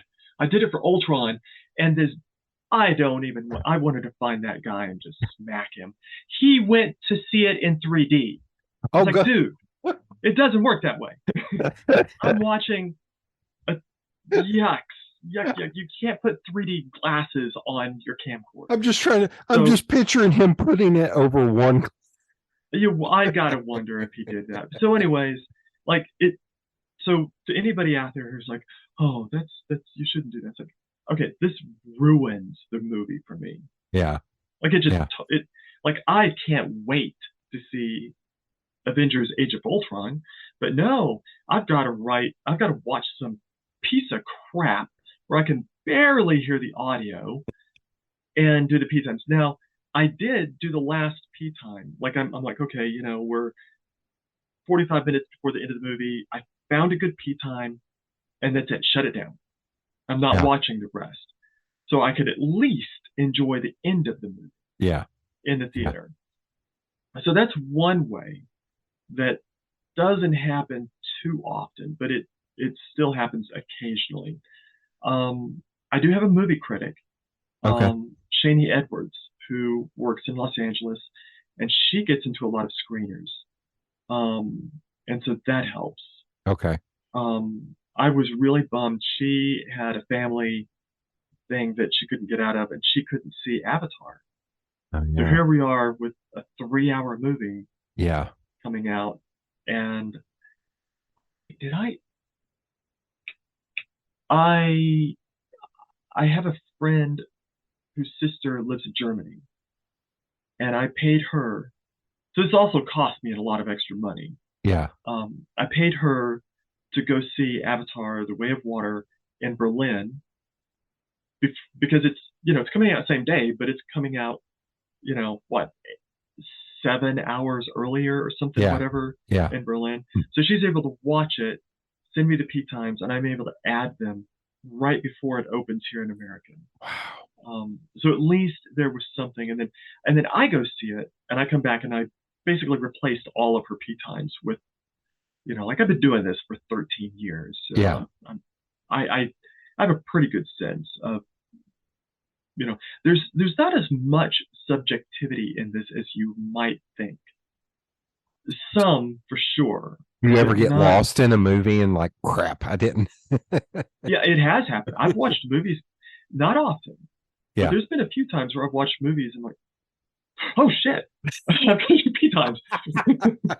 Oh crap, man, we're a half hour into this movie because we try to do a P time before 25 minutes, Okay. because if you watch all the trailers, some people have to watch all the trailers, and then you watch 25 minutes of movie, you're at least 45 minutes of sipping soda into a movie. Yeah. And so we try to get a pee time prior to the 25-minute mark. If we get, if a movie doesn't cooperate, there's nothing we could do. Yeah. Yeah. But we do have the ability to have recommended and emergency. Yeah. So we can have like, hey, listen, we told you to go with this pee time in the middle. That was the one we recommended. But if you didn't listen to us and you're not going to be able to hold it, we don't actually say all of this in the app, obviously. But this is kind of what I'm thinking in my head. It's like, if you didn't, here's an emergency pee time. It sucks. You shouldn't use this. But if you're just not going to make it, there you go. And I've actually got, like, I know which pee times it's recorded on the server. Mm-hmm. When somebody selects a pee time. So I can look and like the recommended pee times do get used the majority of the time, way over the emergencies. I will tell you a funny story. My little sister is 11 and a half years younger than me. So she, for whatever reason, wanted to go see that stupid Aladdin remake, the film version with Will Smith. Yeah, yeah. And she was like, please take me to this film. I was like, I don't want to, God. Please don't make me go this. I will pay for you to go that, and I will be in the arcade. I will be eating. I will be doing anything other than sitting in this damn movie theater watching this film. And so, because I'm a good brother, I went with her to see this film. And there was a point where I needed to use the bathroom. I was like, oh, yeah, I need to. No, I don't. No, I don't. I don't care about this movie. And I literally got up and said, I don't care. And went to the bathroom. So I'm just imagining the 20 other people in the theater all of a sudden see this giant man stand up and go, I don't care, right at Will Smith's face and storm out there. And my little sister said when I left, she could not stop laughing. It was just like, she knew what was going on. She was like, you're an idiot. I was like, I don't care about this movie. I gotta go. So I think it was Mission Impossible Ghost Protocol, the one where they're in Kuwait, or no. Anyways, it doesn't matter. Yeah. For some reason, so I do all the blockbuster movies. So we can do another aside later. We'll come back to who sees which movies. Okay. But so for some reason or another, my sister had to do the P times for the Mission Impossible movie. And then like a week later, I did the P times for a movie, and I'm like, I really want to see Mission Impossible, so I'm gonna go watch it. And I'm sitting in the theater. I'm like, well, if I'm gonna watch the movie, I might as well just start the timer. Yeah. Whatever. And I'm watching the movie. And it's like an hour in. I'm like, I really need to pee. Yeah. I open up the app. The timer's running. It's like, 10 minutes, next pee time. Okay, I can hold it. 10 minutes. There's my cue. Up, run to the restroom, do my business. I come back in. I'm standing like in the hallway. I could hear what's going on, but I can't see the screen. Yeah. And I'm reading the synopsis. So I guess, to your listeners who haven't seen the app, we include a synopsis. So if you do go to the restroom, you could click it. You could read briefly what is happening. So I'm reading the synopsis. I'm like, okay, blah, blah, blah, Ethan, da, da, da, da. And they get off the plane. And I'm hearing them get off the plane. I'm like, perfect. And I go in and sit down, and like I knew what had happened. Yeah. While I was in the restroom. I didn't have to sit through the rest of the movie, uncomfortably listening to my bladder. And I was like, wow, this actually works. Like, I've never been able to use my own app because I'm in the theater doing the P times. Yeah. So. Oh, I thought you were going to say she screwed something up. It's like, no, like she did a great sisters. job. I agreed with her. So. Is it harder for like smaller films to be able to get in early enough to see it to do P times? Well, yeah, I mean, if the person in LA help on that end. Yeah, so the Shani in LA, she does the block. I can't afford to pay her to go see every movie. Yeah. So she does the blockbusters, and honestly, the reason I do that is I want my fans that are going to go see the opening show, come hell or high water. Those are my core users. Yeah. And I don't, and we don't advertise, so most of our downloads come when somebody is going out with friends to see a blockbuster movie, and they're hanging out and like, oh, I've got to tell you about this app. And the last thing I want is for somebody to be showing off the RunPee app, and they pick the movie they're about to see. It's like, oh, well, this movie doesn't have P times yet. It says they're going to have P times later tonight. Yeah. So, Yeah. okay, buzzkill. Yeah. So, I want to make sure that my fans that are there on opening night to see a blockbuster, if there's any way I can get my hands on the P times for them, then I'll do it. Now, for you just run-of-the-mill, 90% of the movies out there, we just go see the opening show. Okay. So if you're a RunPee fan and you really rely on it, don't go to Thursday movies. Yeah. I can't help you. Unless you're on the West Coast.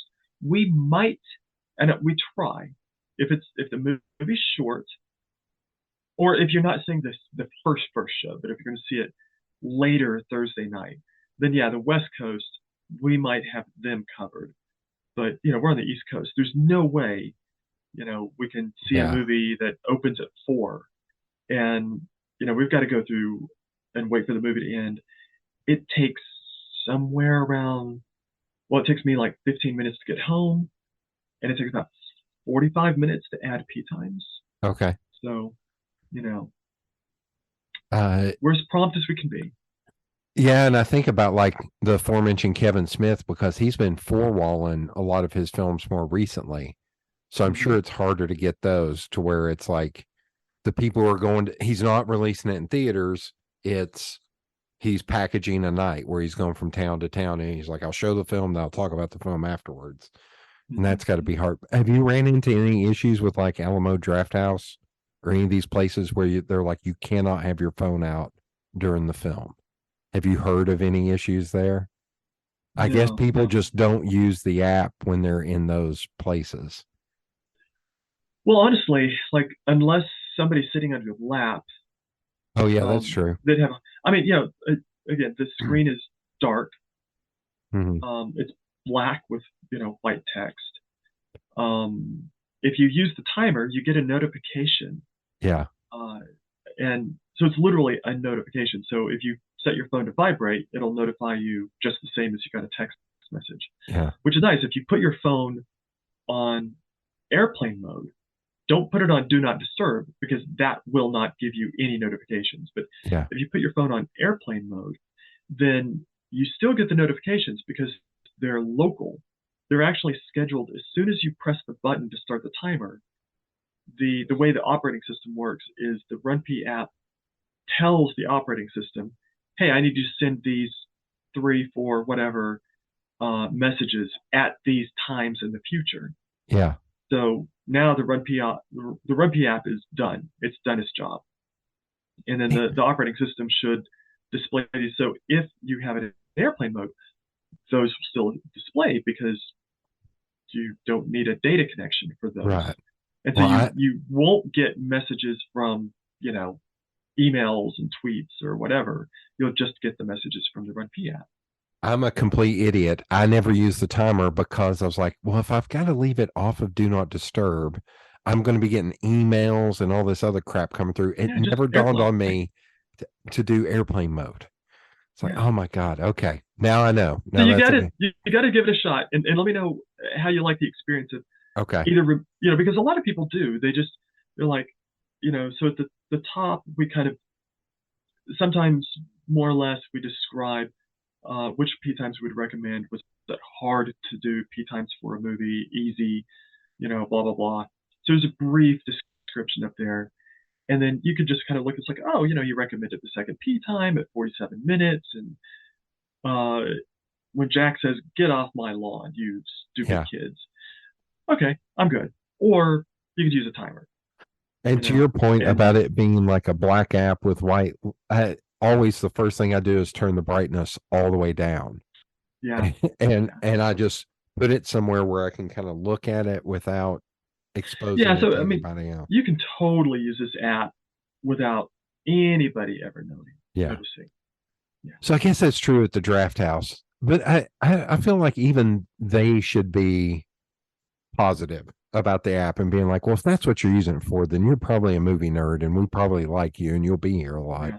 So don't kick people out for, because I've always had that thought. It's like, man, I want to go to the Draft House or one of those places eventually, or the New Beverly, which I think is Tarantino's place, and they're like, no phones. I was like, that's Mhm. great. I still got to pee. I Yeah. still Yeah. need to use this thing to go pee. But now that I know that about the airplane mode, that's a good call. Well, So awesome. you were saying who sees which movies? Yeah. Uh, So one of the things about doing P times for a movie that is difficult, it's hard to do the P times for a movie you don't like. oh, yeah. You know, and so first off, no matter how much a piece of garbage a movie might be, we take our job seriously. Yeah. We're never like, okay, honestly, just whatever. Like that's what, some smart ass might say on Twitter, Yeah. but it's like, no matter how bad a movie is, someone is going to love this movie. Yeah. So we do our best to do the P times. Now, if it's an action movie and it sucks ass, I still like it. Still follows certain patterns, Yeah. and I know, like, okay, this was an exposition dump, and it all comes down to don't press the red button. Like that's all you needed to know in this P time. Is it just a bunch of exposition that boils down to don't press that red button? So we can make that a P time. Yeah. Exposition dumps that are good and concise are awesome P times. Um, but my sister likes horror movies, and I do not like. Honestly, there's a lot of movies I would just be like, screw it, no, we're not doing that movie. But I pay my sister, and she does P times for those. And when I've been saddled when I have to do it, like this happened for it when it was re-released. She was sick or something like that, and she couldn't go, and I had to go see it, and I'm like, this seems like a really good P time to me, but this might be the kind of thing that a horror fan Oh, would yeah. not want to miss. Oh, yeah. You know. I didn't think about that. Oh, yeah. I So am that makes it hard. yeah, I am not a horror person and I do not watch gore. Like there's this film, Right. the film out now, The Menu, to where I want to Yeah. get an honest answer on it. I was like, is it gory? Because the trailer makes it look like it's going to be gory. And I have zero interest in seeing any of that. Like So it's that so reminds me, did you know that we have alert P times? I'm in the app now. Alert P times. Yeah. Let me go So we actually back. had one recently, and I've had a handful of users email me and thank me for adding an alert P time during Avatar: The Way of Water. Have you seen Okay. it? No, I did not like the first one, and I've got a buddy keeps trying to talk me into going. I was like, I have no interest in this film. Yeah. Um, So what so does it? I'm not going to spoil Yeah. anything out there for people, but near-ish the end of the movie, there's basically a whale hunting scene, Okay. and it's almost 7 minutes long. Holy crap. Okay. Yeah. And I'm like, this isn't just a P time. This is traumatic. Like, it's a CGI whale, okay? Yeah. But still, Yeah. it is, like I said, I made an alert P time. I'm like, first, this is just an awesome P time because it's just a very long, drawn out action scene. One continuous, we love one long continuous scene. Because if a P time jumps from one scene to another, that makes it hard to summarize concisely. And our summary has to be short. Like Yeah. you can't be there for a minute reading the Yeah. summary. So yeah, it was like they hunt whales. Yeah. And then we tell people it's like if you do not want to see any of this, then if you're using the timer, you can just wait until it'll notify you when the pee time is over. Because during a pee time, the timer counts down for the end of the Okay. pee time. So Okay. you'd be like, I'm using the restroom. It's like, oh, I've got 1 minute left. Oh, okay. That's Yeah. interesting because that goes into like there's a website I think called like Does the Dog Die? Yes. Yes. That there is a friend of mine that she has Yeah. said she was like if there's any cruelty to animals I will not see it. And I have tried to use the argument that my dad used to my sister to this friend Megan about John Wick. I was like, John Wick is an amazing film. I was like, you got to see Yes. all three of them because all three of them are Yes. 2 and 3. I can't believe how good those films are. They have no right Yes. to be that good. I was like, None. and she was like, no, because I know a dog dies in the first one. I was like, but he kills everyone. I was like, It is the so payback, satisfying. the payback is, and I was like, and I'm gonna spoil something for you. And because of the dog. I was like, and I'm gonna spoil something. He gets another dog at the end. So you can see another dog and he saves that dog. But it was just, she was like, no, I will not see that film. I was like, can you fast forward? And she was like, no, I won't even do that. I was like, you got to trust me. Yeah. He kills everybody who even thought about killing that dog. Like he kills everyone. Like there is no, and she was like, nope, I still won't do it. I still won't do it. I was like, you're missing out. It's a great movie. So, that's a good question. I'm here. I think that's what it's called. DoesTheDogDie.com or something. I was like, that's another brilliant website. Like John Wick.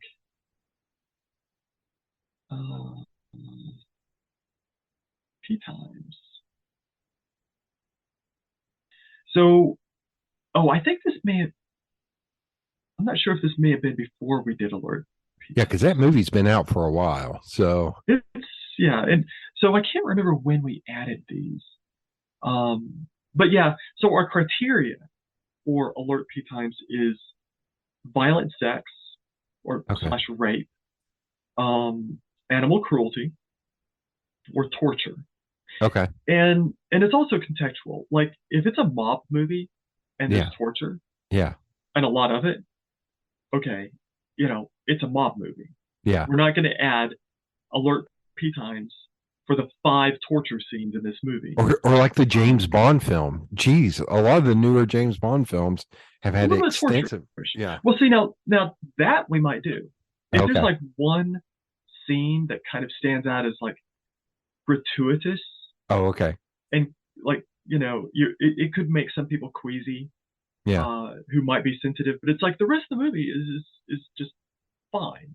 But here's like the impression that you get is that this is then even if it's not like shown on screen. Okay. If it's something that would be traumatizing to people, and I think especially with the violent. I mean, I don't want to have a long discussion about this, but a lot of women have been sexually assaulted.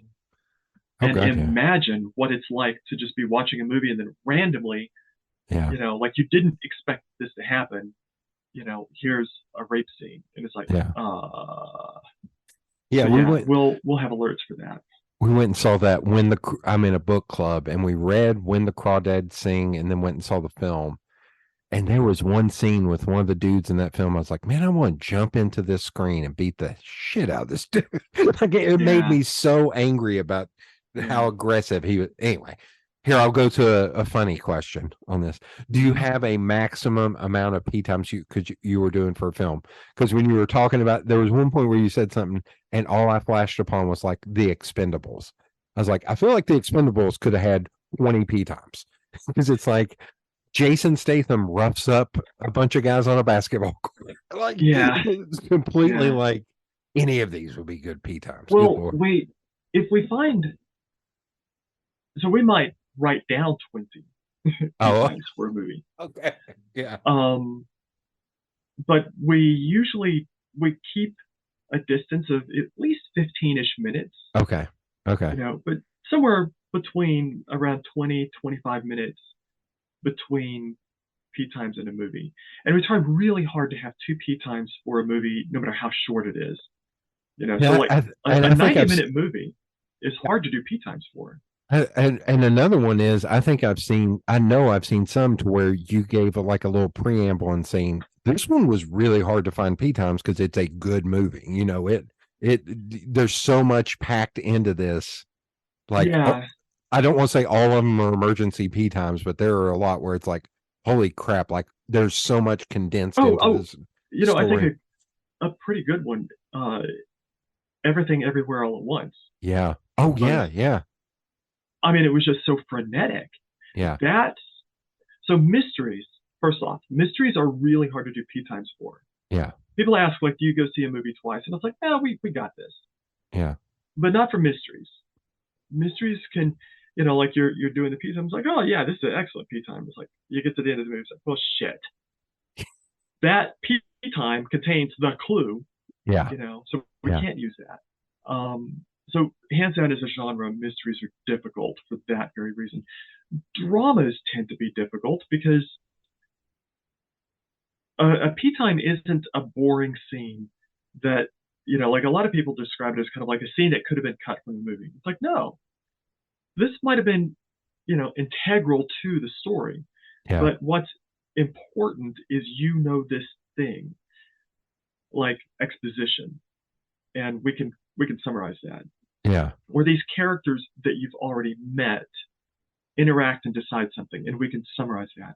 But if it's emotional, yeah, yeah, yikes! I mean, you know, we can't do that. We P times when characters are introduced are a bad idea unless they're like really ancillary and they don't matter. And then we'll say in the synopsis, oh, and this guy, you'll see him later. He's, the police chief, and he's in yeah, one other scene. yeah. You know, we try to avoid that, but we can't avoid everything. I- Um, yeah. Are you able to turn it off? Like if you watch like something like Back to the Future, are you able to watch it without having to think, well, this would be a good P time? Uh, yeah, I'm pretty good at that. Okay.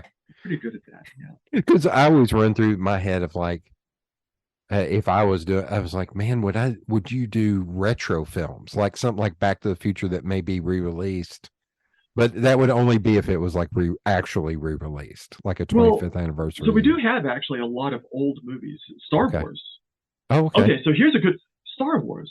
Like, so when I first started doing P times, I thought, the way to do this is to watch movies that I know backwards and forwards and see when would I recommend to run P during these movies.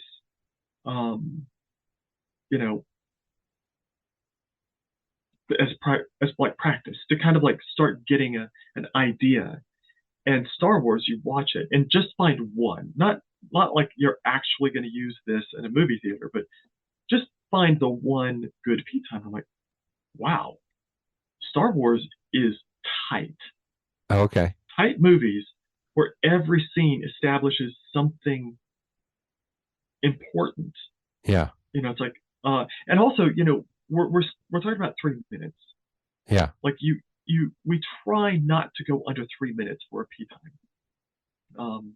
And we've also done this. I've asked uh, so we have the Infinity P coin in the Yeah. app that people can buy, and so I consider those like super hardcore supporting us.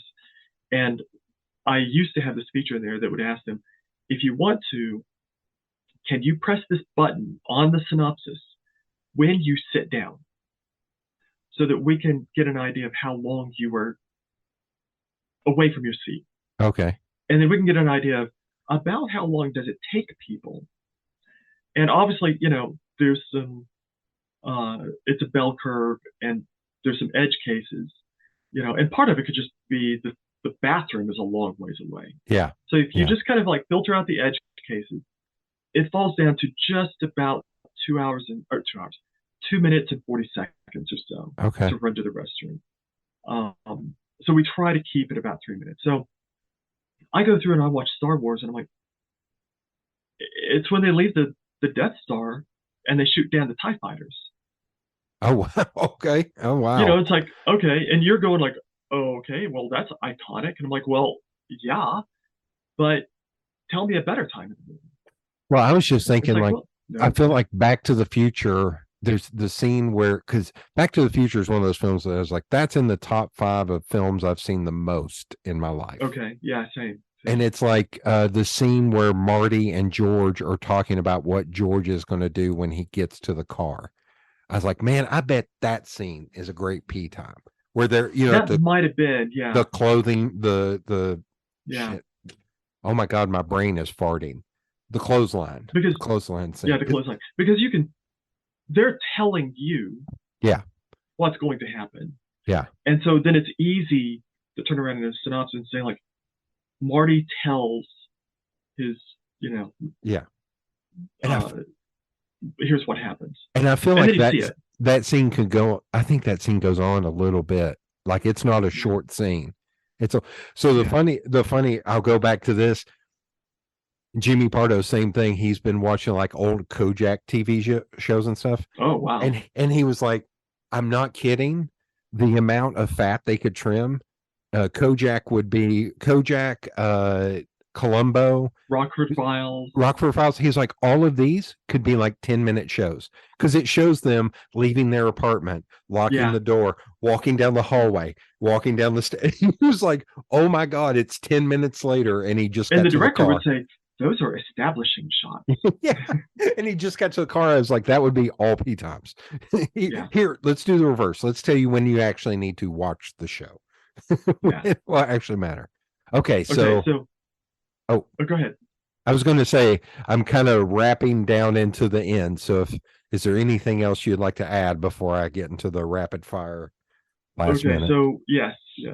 Okay. I've told a bunch of stories about RunPee, Yeah. and I've saved the best for last. Okay. Okay, you ready?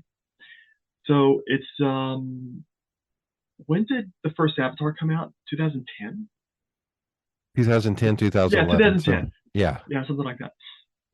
So Avatar comes out, and somebody in China writes an article about the RunPee app in Chinese, and I get a Google alert, that somebody's written about RunPee, and I go look at it, like, and I copy the text and I go into the translator and I read, and I was like, oh, they said just summarize the app, what it does. Well, there's a young lady over in China who reads that article, and she finds out about RunPee. She downloads the app. She goes to see Avatar, and she uses the P times. Her boyfriend at the time says, you should contact that guy and see if he would build an app for Chinese movies. And so she contacts me on email. I think she sent me a message on email and Facebook, which is amazing because Facebook is blocked, but she got around that. So she gets in touch with me. I'm like, that is great. Let's do that. Like, I don't know this girl, but she's going to do the translation, and I'm going to build a Chinese version of the app. So we do that, and we work on it. And it takes a while because she's still in school, in college, and she's busy. And so when she's got time, she works on it. When I've got time, I work on it. And like 2 years later, we finally get this released, and it doesn't do too well because the app market in China is different. Okay. They don't use apps the way that we do. Not so much. But anyways, we haven't really formed a friendship. I don't really know anything much about her. We've never had a personal conversation. But then she's going to quit her job and do some traveling, and she's going to be coming to America. I'm like, oh, we got to meet, So it was the first time we kind of start chit-chatting about stuff. And I find out that she had just finished reading Foundation Trilogy by Asimov. Oh, you're a sci-fi fan. Oh, yes. So we started talking about sci-fi.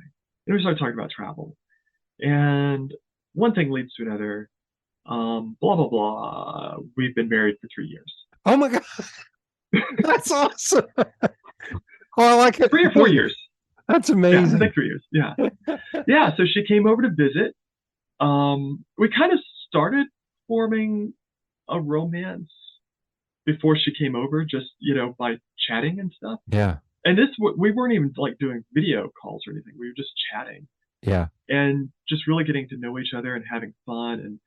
And of course, like I'm staying up until like 3 a.m. to chat with her because it's 12-hour difference in China. Yeah.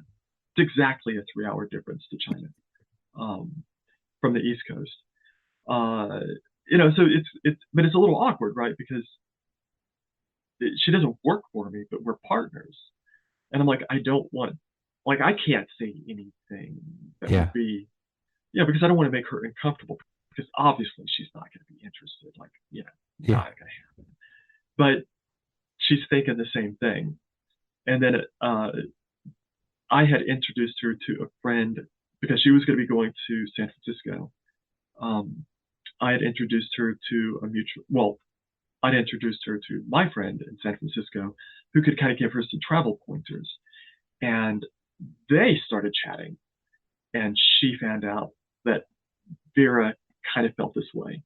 Oh, and so that she was like because if it hadn't been for that mediator, neither one of us would have ever like confessed.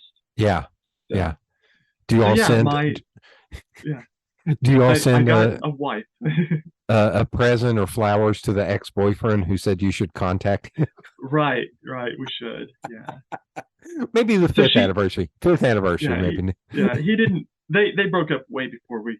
I know. We met each other. But yeah, that's too easy. it was pretty hilarious. So and she came over here. The first 3 years of our relationship, she could only be in the United States on a tourist visa for 6 months, and she didn't even want to push it to the edge. So it was more like 5 months out of the year. Yeah. So then I would have to be in China for the rest of the time, because once she came to visit, like it was like, okay, we want this to happen. Yeah. And so she went back home and then came right back like a month or so later and stayed for about 6 weeks. And then we both went to China, and I stayed there for about 6-7 months. And I can only be in China for 60 days at a time, but I just need to leave the country and I can come right back. And Hong Kong even counts. I'm trying to remember there was some travel show or book that I read where I heard the person talk about that, how they literally just flew to another country for like a day and came right back. Yeah. Yeah. You can do that in China as much as you want. They don't care. Yeah. I mean, they haven't ever cared. And it's odd, but Chinese people have to have a passport. Chinese mainlanders have to have a passport to go to Hong Kong. Huh.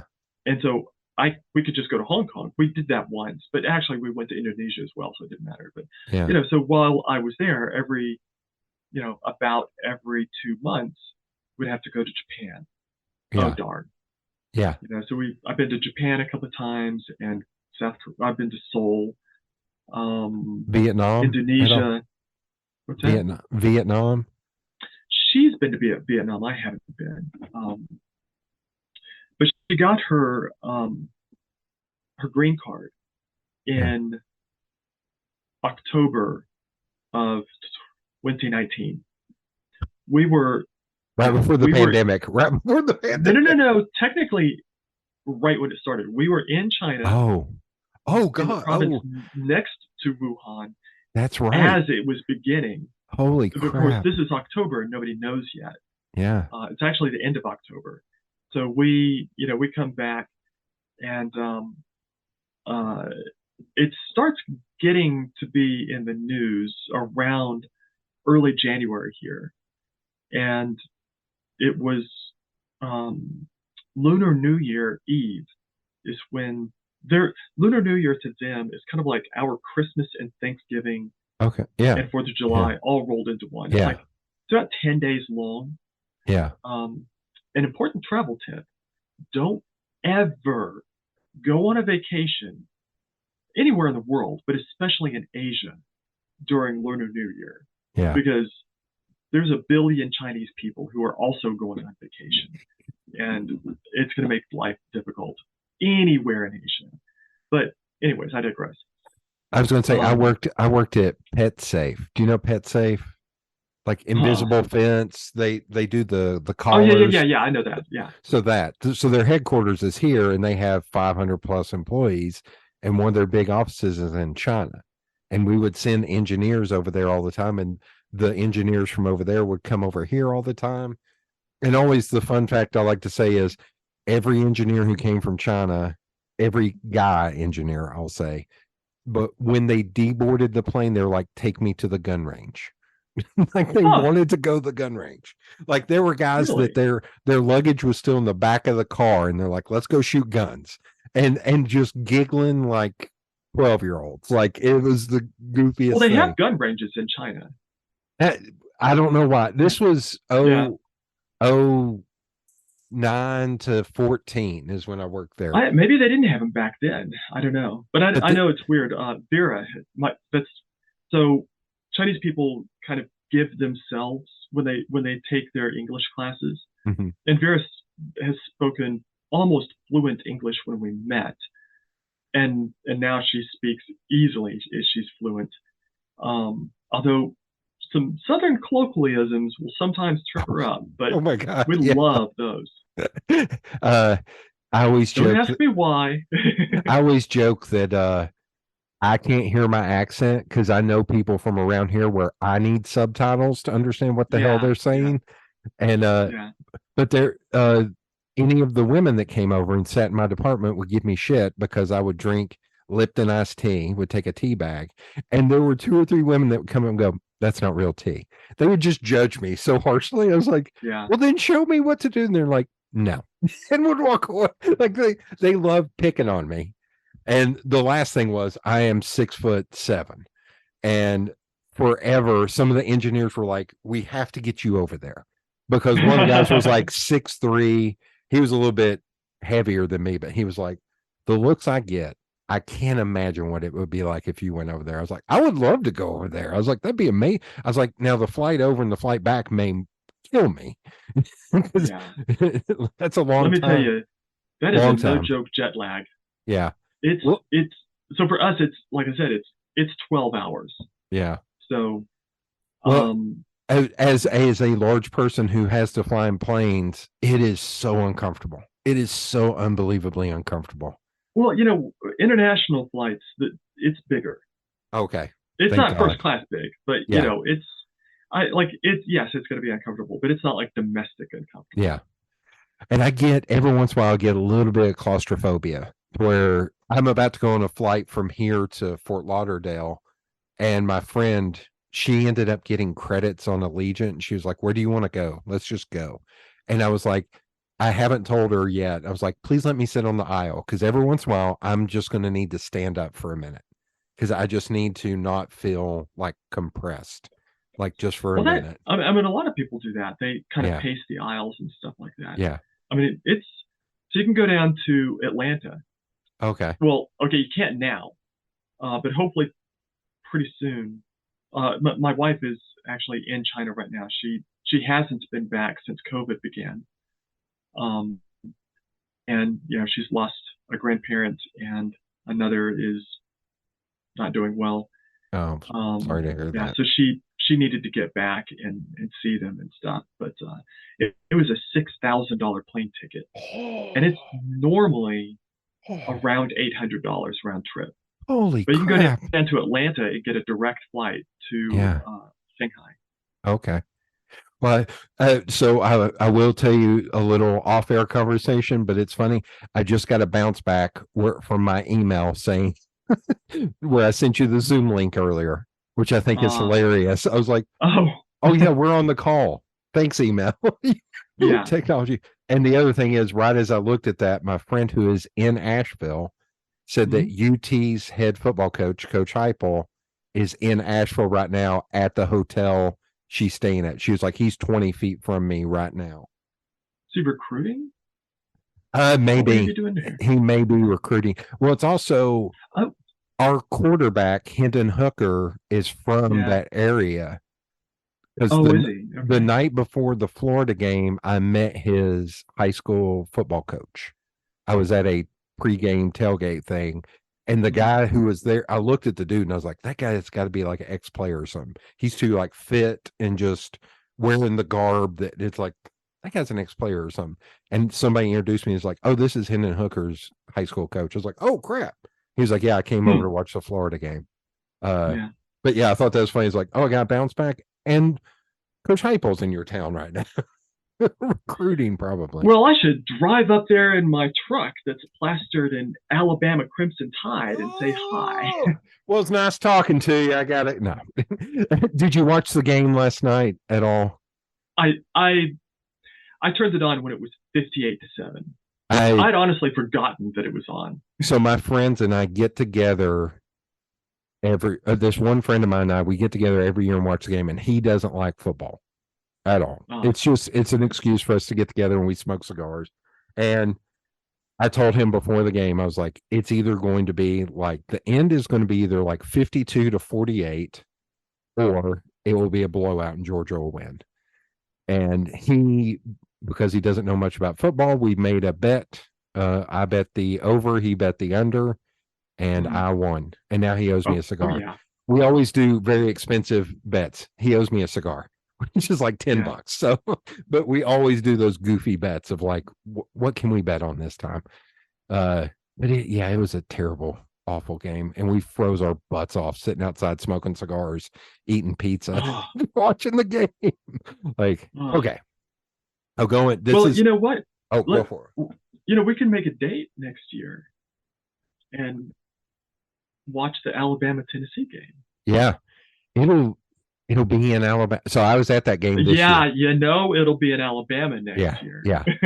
I was at that game this year, and I tell you, I could not hear for like 3 days after that. It was so loud. It was either way, it was a great game. Even if we had lost, that was just such a good game. Win or loss, like it was insane. It was, and Peyton Manning, my dad and I have had season tickets forever. And Peyton Manning was actually sitting in the stands right below us. And I'm not that big of a Peyton Manning fan, but I was like, well, that's pretty cool. And he's actually sitting up in the stands. He's not in some box or something. Okay. So can we, I mean, we really shouldn't go down this rabbit hole, but the only Alabama game I've ever been to in person is Alabama LSU 2016. Okay. It's the year that they beat Clemson. So remember, Ole Miss had beaten them. Mm-hmm. And they were basically hosed. And LSU, Leonard Fournette was there. Leonard Fournette was just torching everybody. Yeah. He was way out in front for the Heisman race. And Derrick Henry, he was kicking ass, but not like Leonard was. Yeah. And I don't know if you remember this, but right before the game, like literally as I was walking into the stadium, found out that Arkansas had beaten Ole Miss on that fluke. Yeah. Hunter Henry throwing the like catching the pass and then turning around and just getting rid of it, and it bouncing and all that chaos. And then they scored in overtime. Then they went for two and they scored. Like all this radical stuff had to happen, because otherwise Alabama wouldn't have played in the SEC championship game. And that's the year that they beat Clemson. Yeah.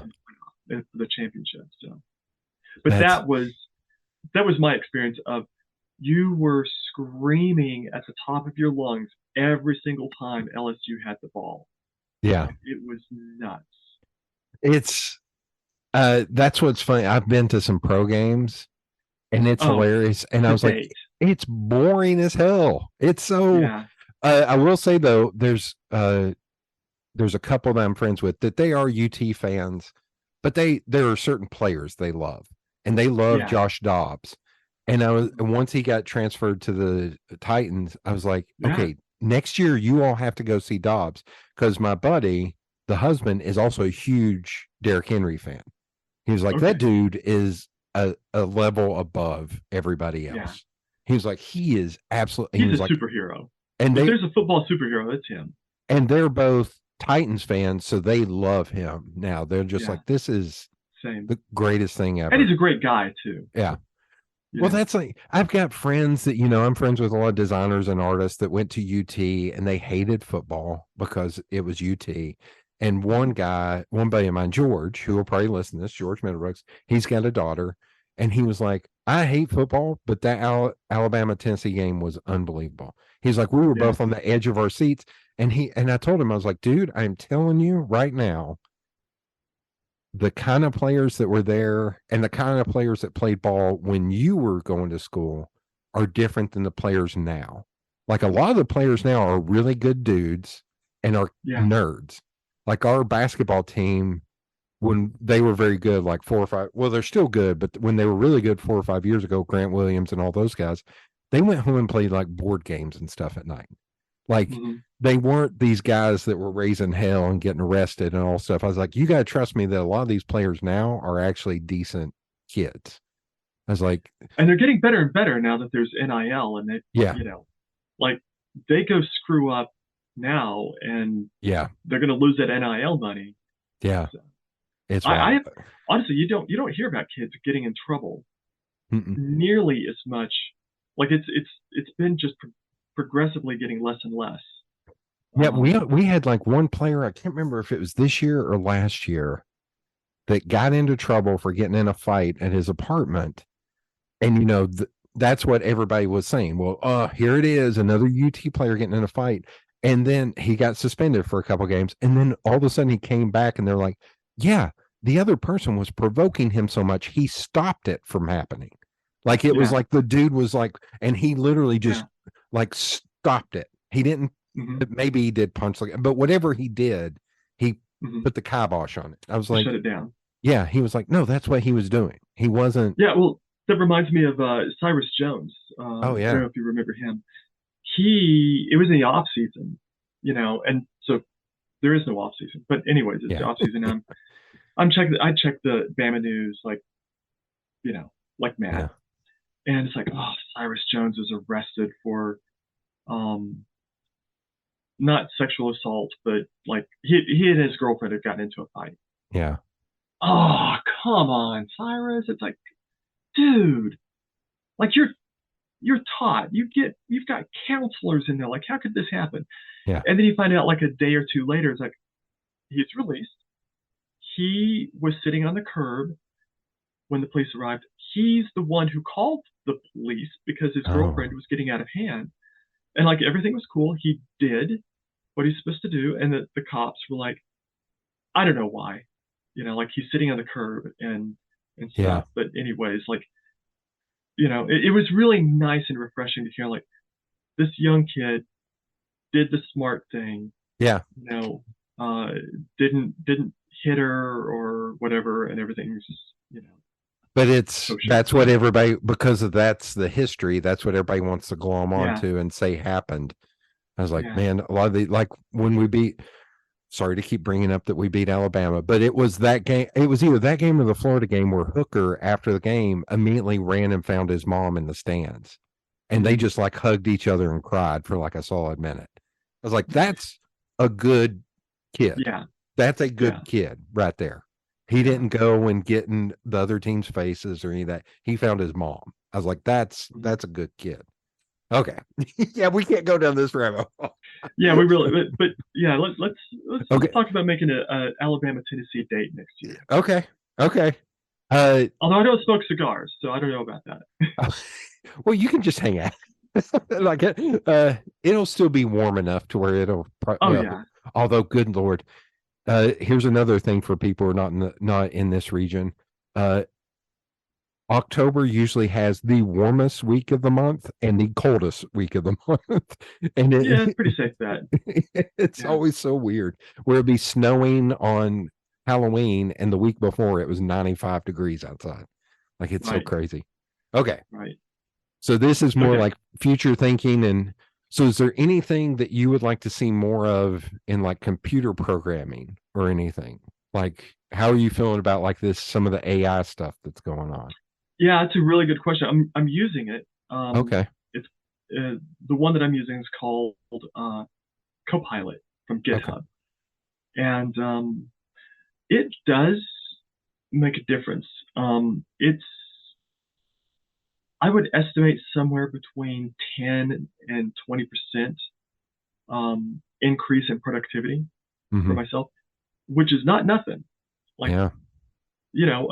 A 5% increase in productivity would be well worth it. And this is easily more than that. Um, and sometimes it's like astonishing. It's like, really? How did you know to suggest that? Yeah. Because that's exactly what I was going to do. Yeah. And then, sometimes I'm programming like, let's see, how do you, like, I need to do something that I don't do frequently. So it's like, say, how does that work? I need to, da, da, da, da, da, da. Okay, write a comment about what the function needs to do, and then just hit enter and see if it reads the comment. It's like, yep, that's the function I need. Thank you very much. Wow. Yeah, And there's it really just kind of it saves me from going to Stack Overflow so much yeah. and looking at and copying pasting code. Because honestly, software developers, we spend a lot of time copying and pasting code from Stack Overflow. Oh, okay. We don't just sit there and mix everything up. Like, yeah. There's a friend that's a photographer, Sean. He same guy that goes to the football games. It's not a huge football fan. He's a Kentucky fan, so we can both make fun of him. Yeah. But he has found He's this not worth it. AI for photography for working photos. And he's really good at Lightroom, really good at Photoshop, everything. But he's found this AI that he was like, I work like 4 to 5 images to show it what I need it to look like. And I hit process, and what would take me 6 hours takes it 30 minutes. And he's like, there may be a few that I have to brighten a little bit or so. He's like, but it saves me so much time. It's insane. It's to everybody out there, like especially if you're young. So I'm the CTO for a new startup. Okay. And right now the app is called Undecided, and it's to help high school students get into college, the process of like what they need to do, and kind of keep them on track and picking what they want to do, advising them. It's basically high school advisors, their budgets have been slashed to the point that they're practically non-existent. And so we're trying to take up the slack of what an advisor should be doing. So it's an ongoing project. It's brand new, and so we're still ironing out the kinks. But anyways, I can't imagine actually, I don't think a lot of kids are aware of how precarious their future is going to be. Yeah. And it's not like machine learning. And so, I study in the field, and I'm not a machine learning or AI developer, but it's something I understand. I do understand how it does work and what it's doing. So right now we have amazing machine learning algorithms. So these things do stuff they don't know what they're doing. They're not aware. That would be AGI, artificial general intelligence. Okay. We don't have that. I don't know if anybody's seriously working on that. But the machine learning stuff, like the Dolly 2, I forgot the names of some of the others. Anyways, everybody knows what Dolly 2 is. It's probably not at the point that it's going to take somebody's job, but it's making everybody who does that work or in a lot of different fields way more productive. And if they're more productive, they can do the work of 2 people now, which means some kid getting out of college who might want to go into graphic art is going to have a hard time because everybody who's doing graphic art just got, their productivity just got a 25% boost. Right. Right. And you can use this in, think of like storyboarding. Think of the graphic artists who used to just do storyboarding for a commercial or for a TV show or whatever. Oh my God. I mean, storyboarding for Dolly is chump change. It's so easy to do. Yeah. That's Um, great. Yeah. and you don't need to even be a graphic artist. Now you could just be the author and just describe what this is going to look like and tweak it a little bit and go like, here's my storyboards. I didn't even need to go to the graphic artist anymore. Yeah. And Yeah. there goes a couple of jobs. It's interesting because like my main gig for almost 30 years has been design, but more recently it's been like branding and more the marketing side.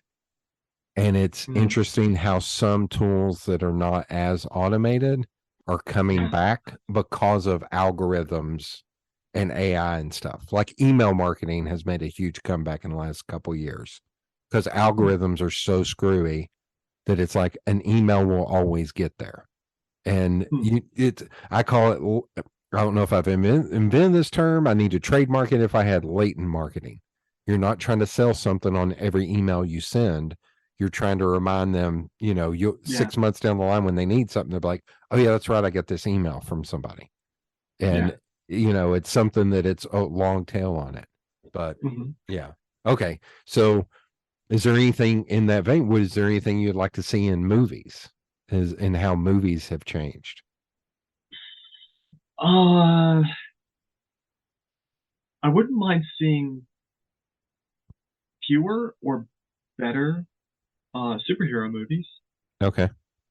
And I mean, honestly, we could talk about this forever. You're a big Marvel fan, right? Yeah. Yeah. Yeah.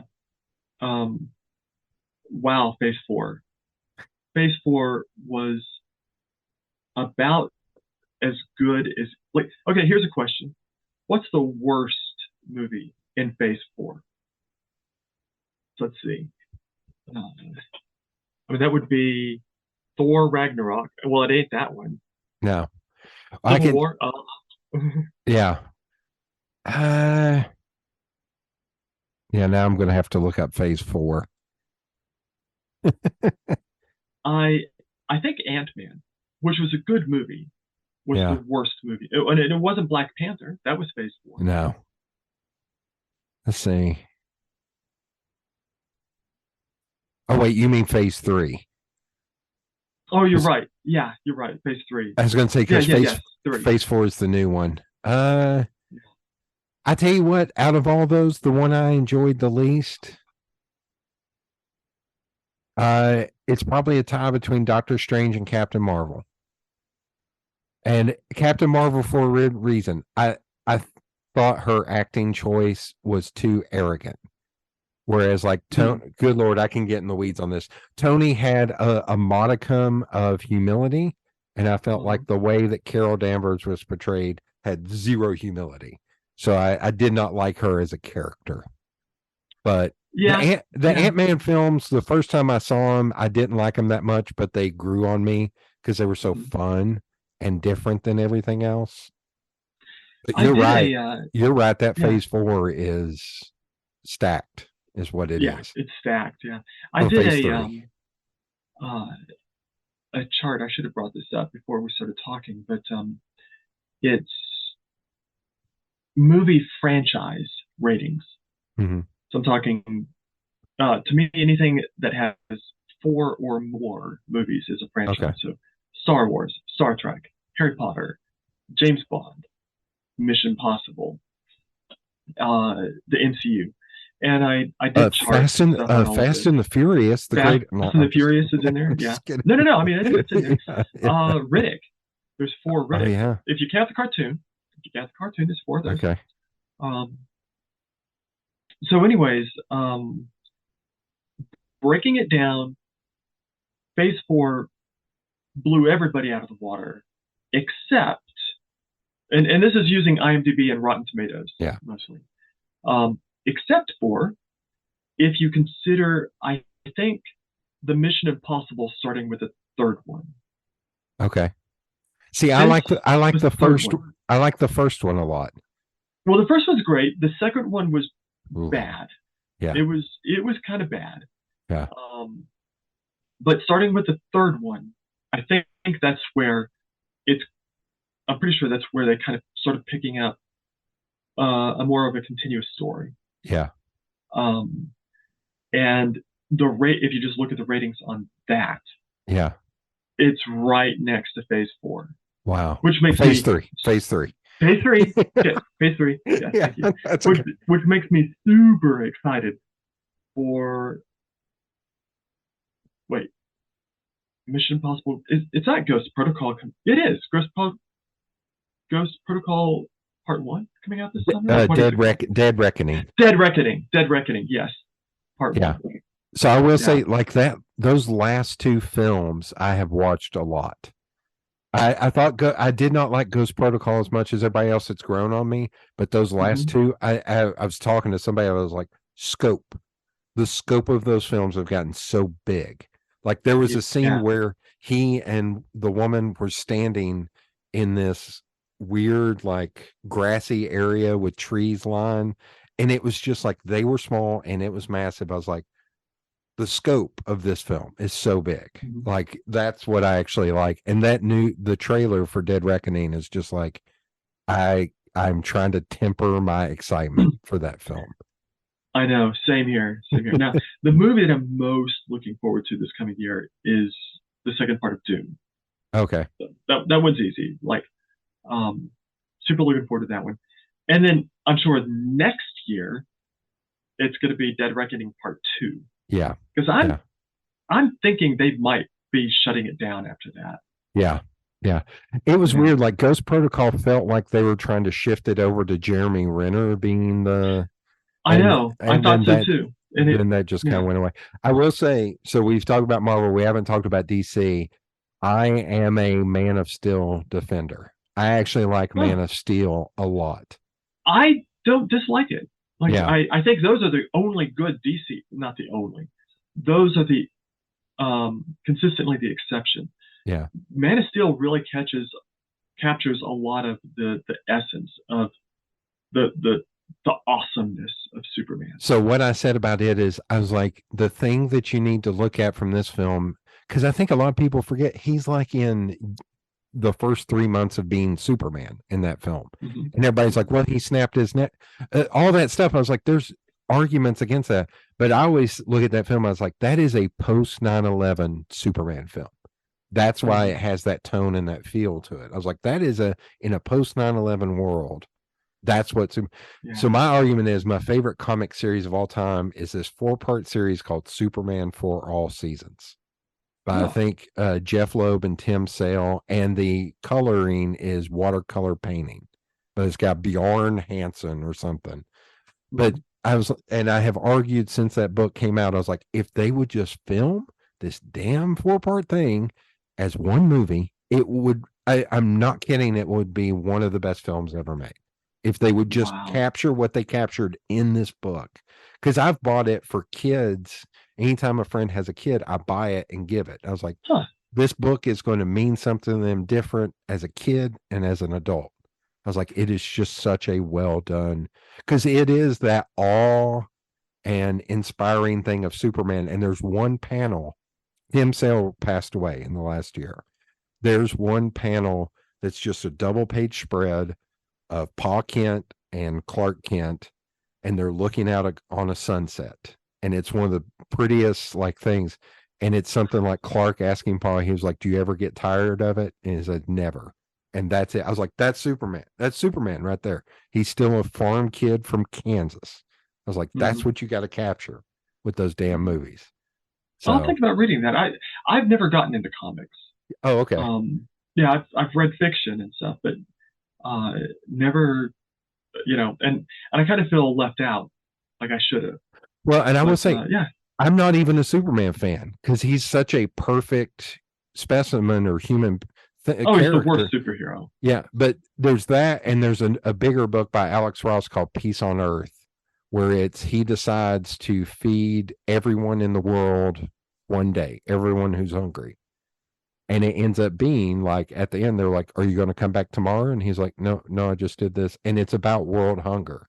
And the book raised money for world hunger. I was like, yeah. It's like, that's the story you need to tell about his largeness and his do-goodedness. So anyway. Yeah. So, better talking about what I'd films. like to see in movies. Yeah. Yeah.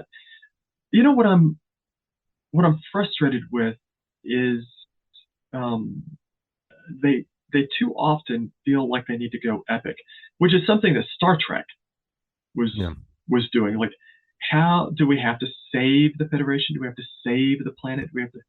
Can we just, like, what is the best Star Trek TNG episode?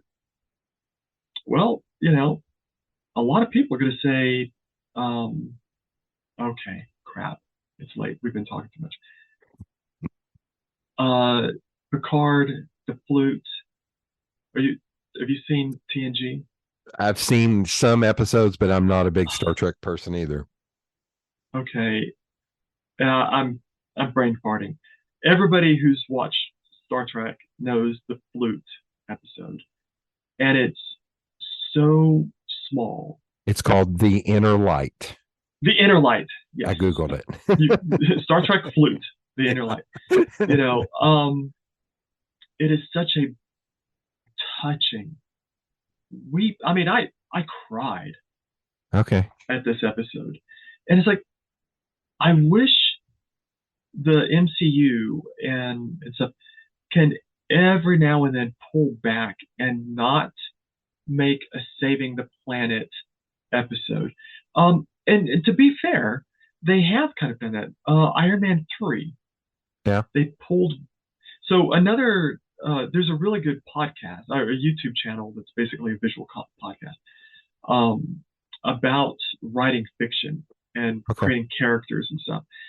And it says it's talking about crippling your characters. Mm-hmm. So what makes a superhero as a character, if you're creating a superhero, what makes them intriguing isn't their superpower. It's the weakness, or it's what they have to give up to have it.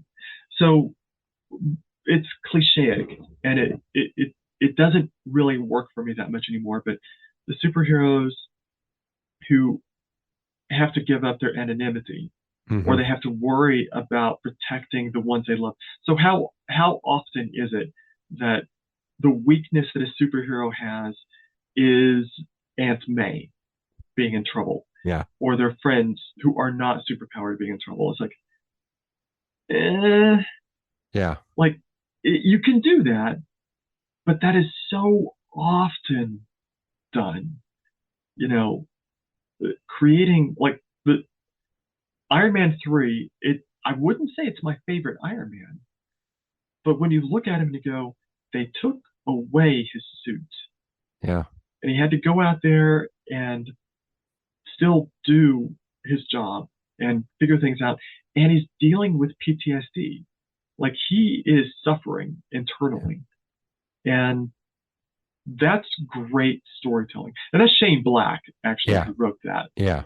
Who is one of the better screenwriters out there. So yeah, crippling your character and doing it right. And they don't do it enough.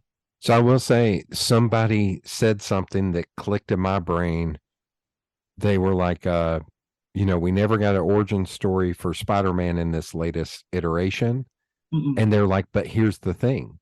If you really think about the end of No Way Home, the 3 films were his origin story, because he was always reliant on someone else throughout his entire journey. And then, spoiler alert, the end of No Way Home, he's on his own. He had to make his own suit.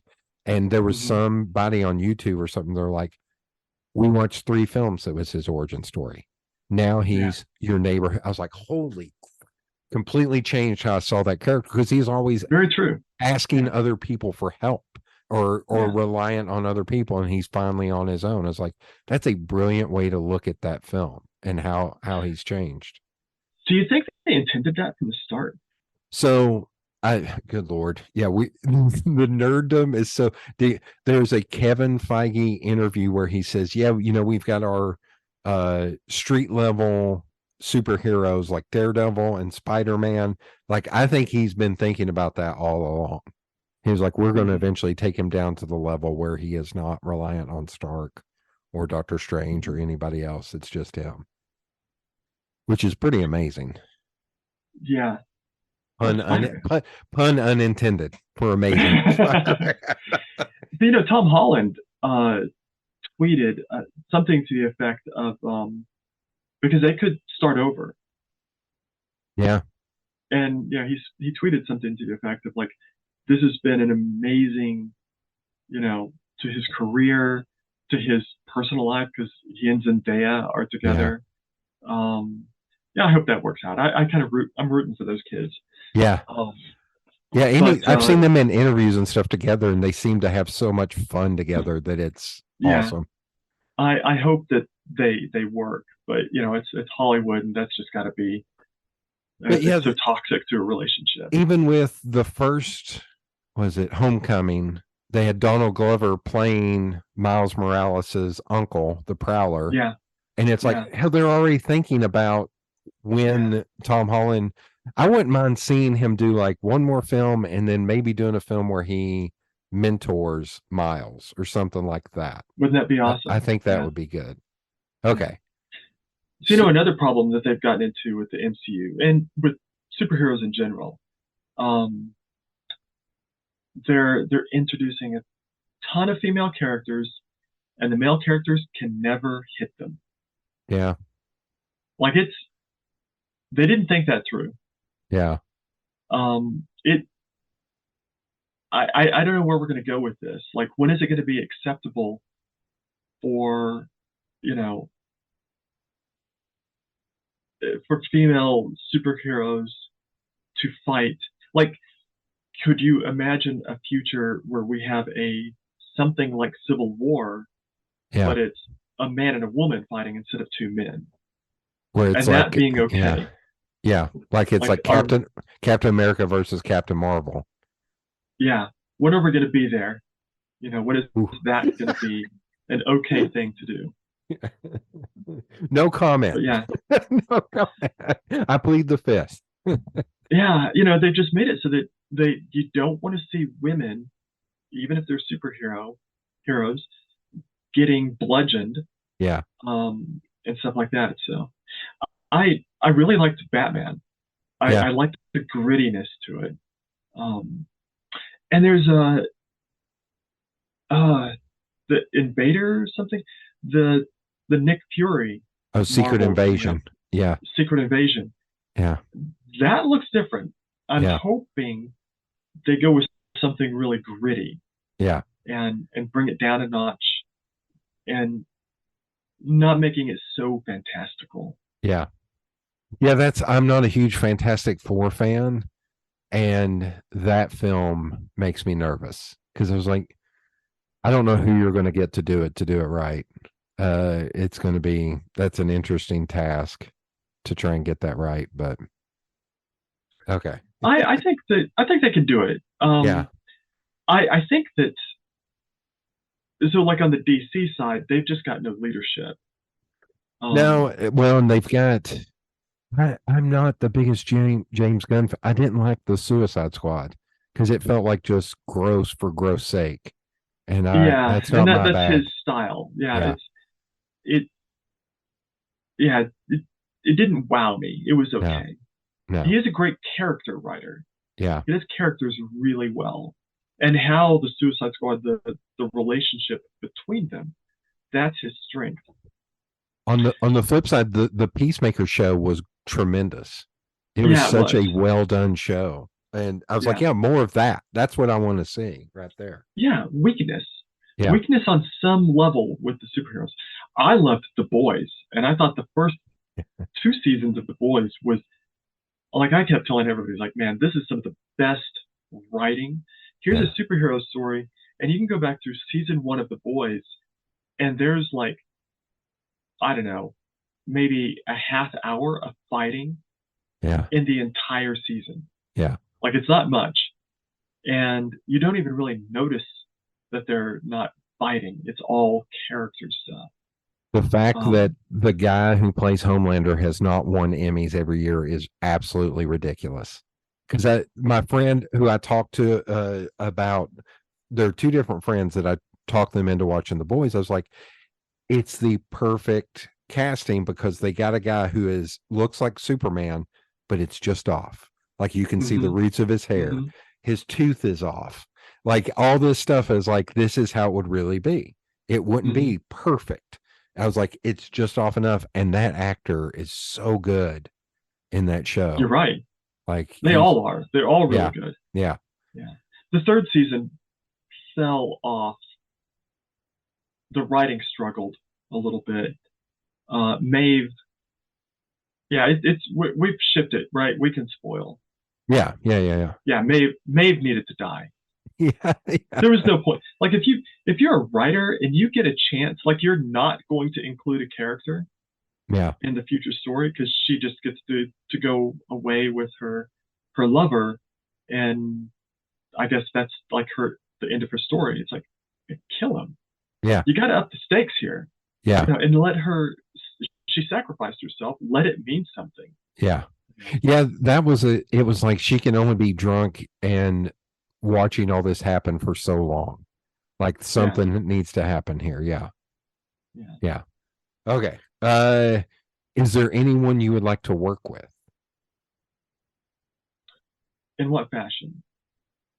Any? Like, is there like Alabama? Would you would you love to like or a I film would love studio? to. Yeah, I would love to have an opportunity uh, to to give like the inspirational speeches to the team and stuff. Like I've seen a lot of them, and they get great people in there to deliver some messages. Like Yeah. it's almost not even fair Yeah. that it's just for them. Like this is these messages need to be out there for everybody. Who's I don't watch NBA basketball anymore. Who's the the guy on the NBA show? Um, he's kind of like the mediator between the players. Um, anyways, he Oh, came on. Ernie. Ernie, yeah, Earn. Ern. Yeah. Man, he came on and talked about. Okay, I think it's about his daughter, Okay. somebody who's disabled. But his message about appreciating what you've got and everything was just it was jaw dropping. Okay. Okay. Um, yeah, and I Uh mean these guys have the world class inspiring people, so yeah. just a fantasy. Okay. I wouldn't want Uh to work with Tom Cruise. so do you know the most famous person you've ever met? Because mine is Tom Cruise. Oh, really? Very cool.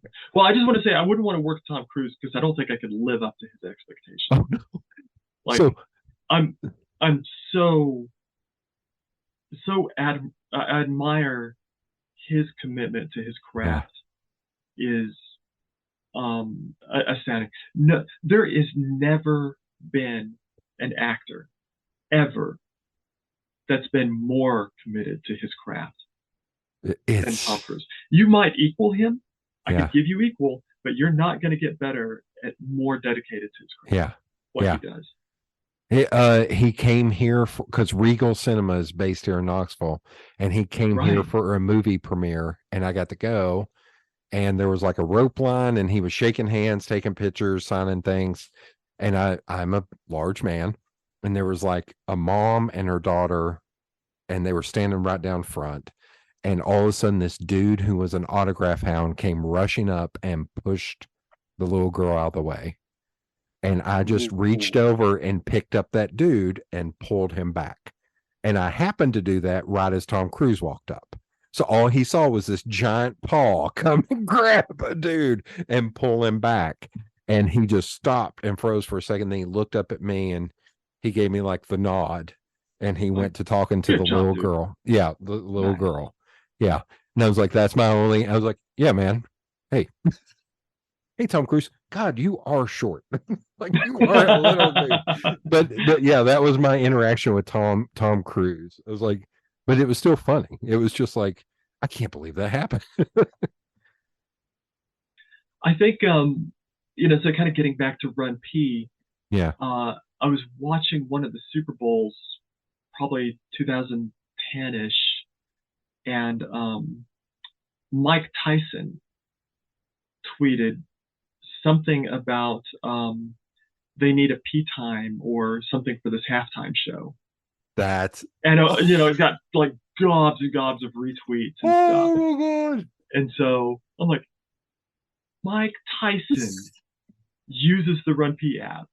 That's Like, amazing. yeah, That's I've had it.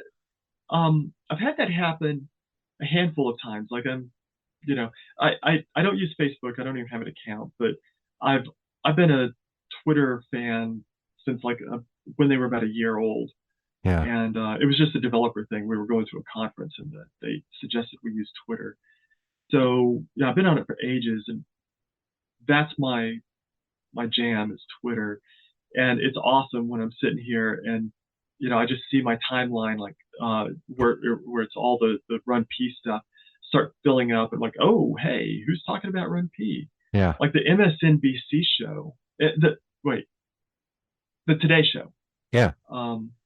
They've talked about RunPee numerous times. That's awesome. They brought it up. Kathy Lee and Hoda. So Hoda, and I don't watch these shows, but I know what they are now because they've Yeah. talked about RunPee. Hoda is a big RunPee fan, and she's talked about it a couple of times. And she even did. Remember when Gone Girl came out? Oh yeah, yeah. Yeah. So she talked about the RunPee app, and she goes, "So this is how it works. Here's here's this scene. It says when the so and so goes to the door, answers the door, and there's nobody there. That's the cue. And so she shows that, and then they actually show the footage from the movie of what happens during the pee time, which is nothing. Like Yeah. he's kind of like walking around his house, and he sits down, he looks at his phone, da, da, da. And she's like, "Look, this is the pee time. Like this is perfect. This tells you this is the time to go pee because he's not doing anything. And look, this is So she's the best advertising That's awesome. That's agent I've amazing. ever had. That's amazing. Do you know what you'd like to do in the next 10 years? Yeah. Or can you say the CTO. Yeah. I'm the CTO for this, undecided. It's going to be a multi-year kind of getting it there. We're using some machine learning in the app. That's exciting.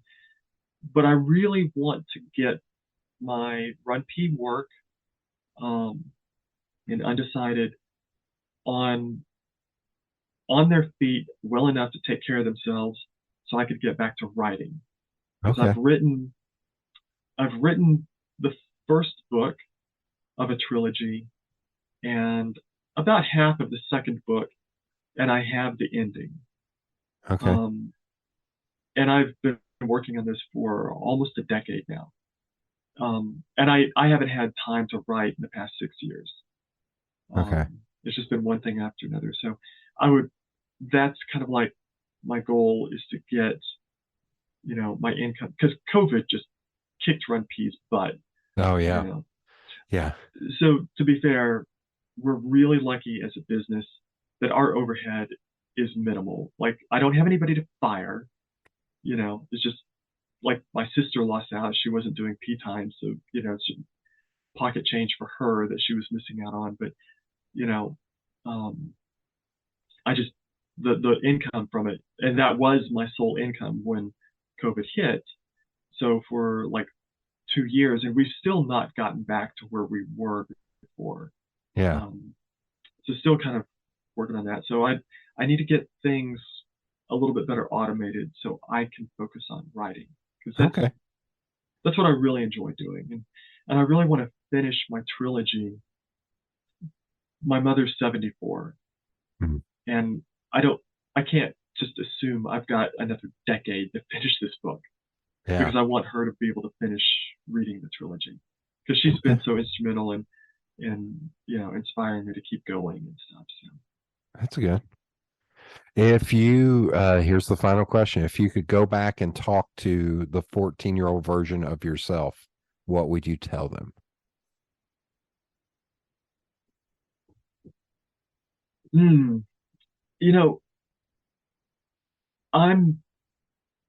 I've been really really lucky, blessed, however you want to put it. And I think my life could have gone a lot of ways. Everybody's life could do that. Yeah. There's so many different paths you could have taken, like meeting people and blah, blah, blah. Statistically speaking, I don't think there's a lot of outcomes from my life that could have been much better than this one. I think there's some where I actually looked into Bitcoin when it was dumped in my lap by a friend, and I had a chance to, I could have been a multimillionaire now. Stupid things like that. But, I've got an amazing wife. I haven't had to get up and go to work in 16 years. Man. Yeah. I've been my own boss. Yeah.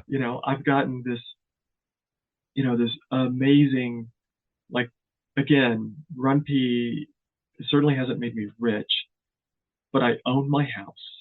Yeah. I don't have a car payment. I don't have a mortgage payment. There's stuff that I need to fix and stuff to do, and I'd like to have a little bit more money, but the quality of my life, the freedom that I've had, yeah, I could only screw this up if I tried it over again. Okay. Okay.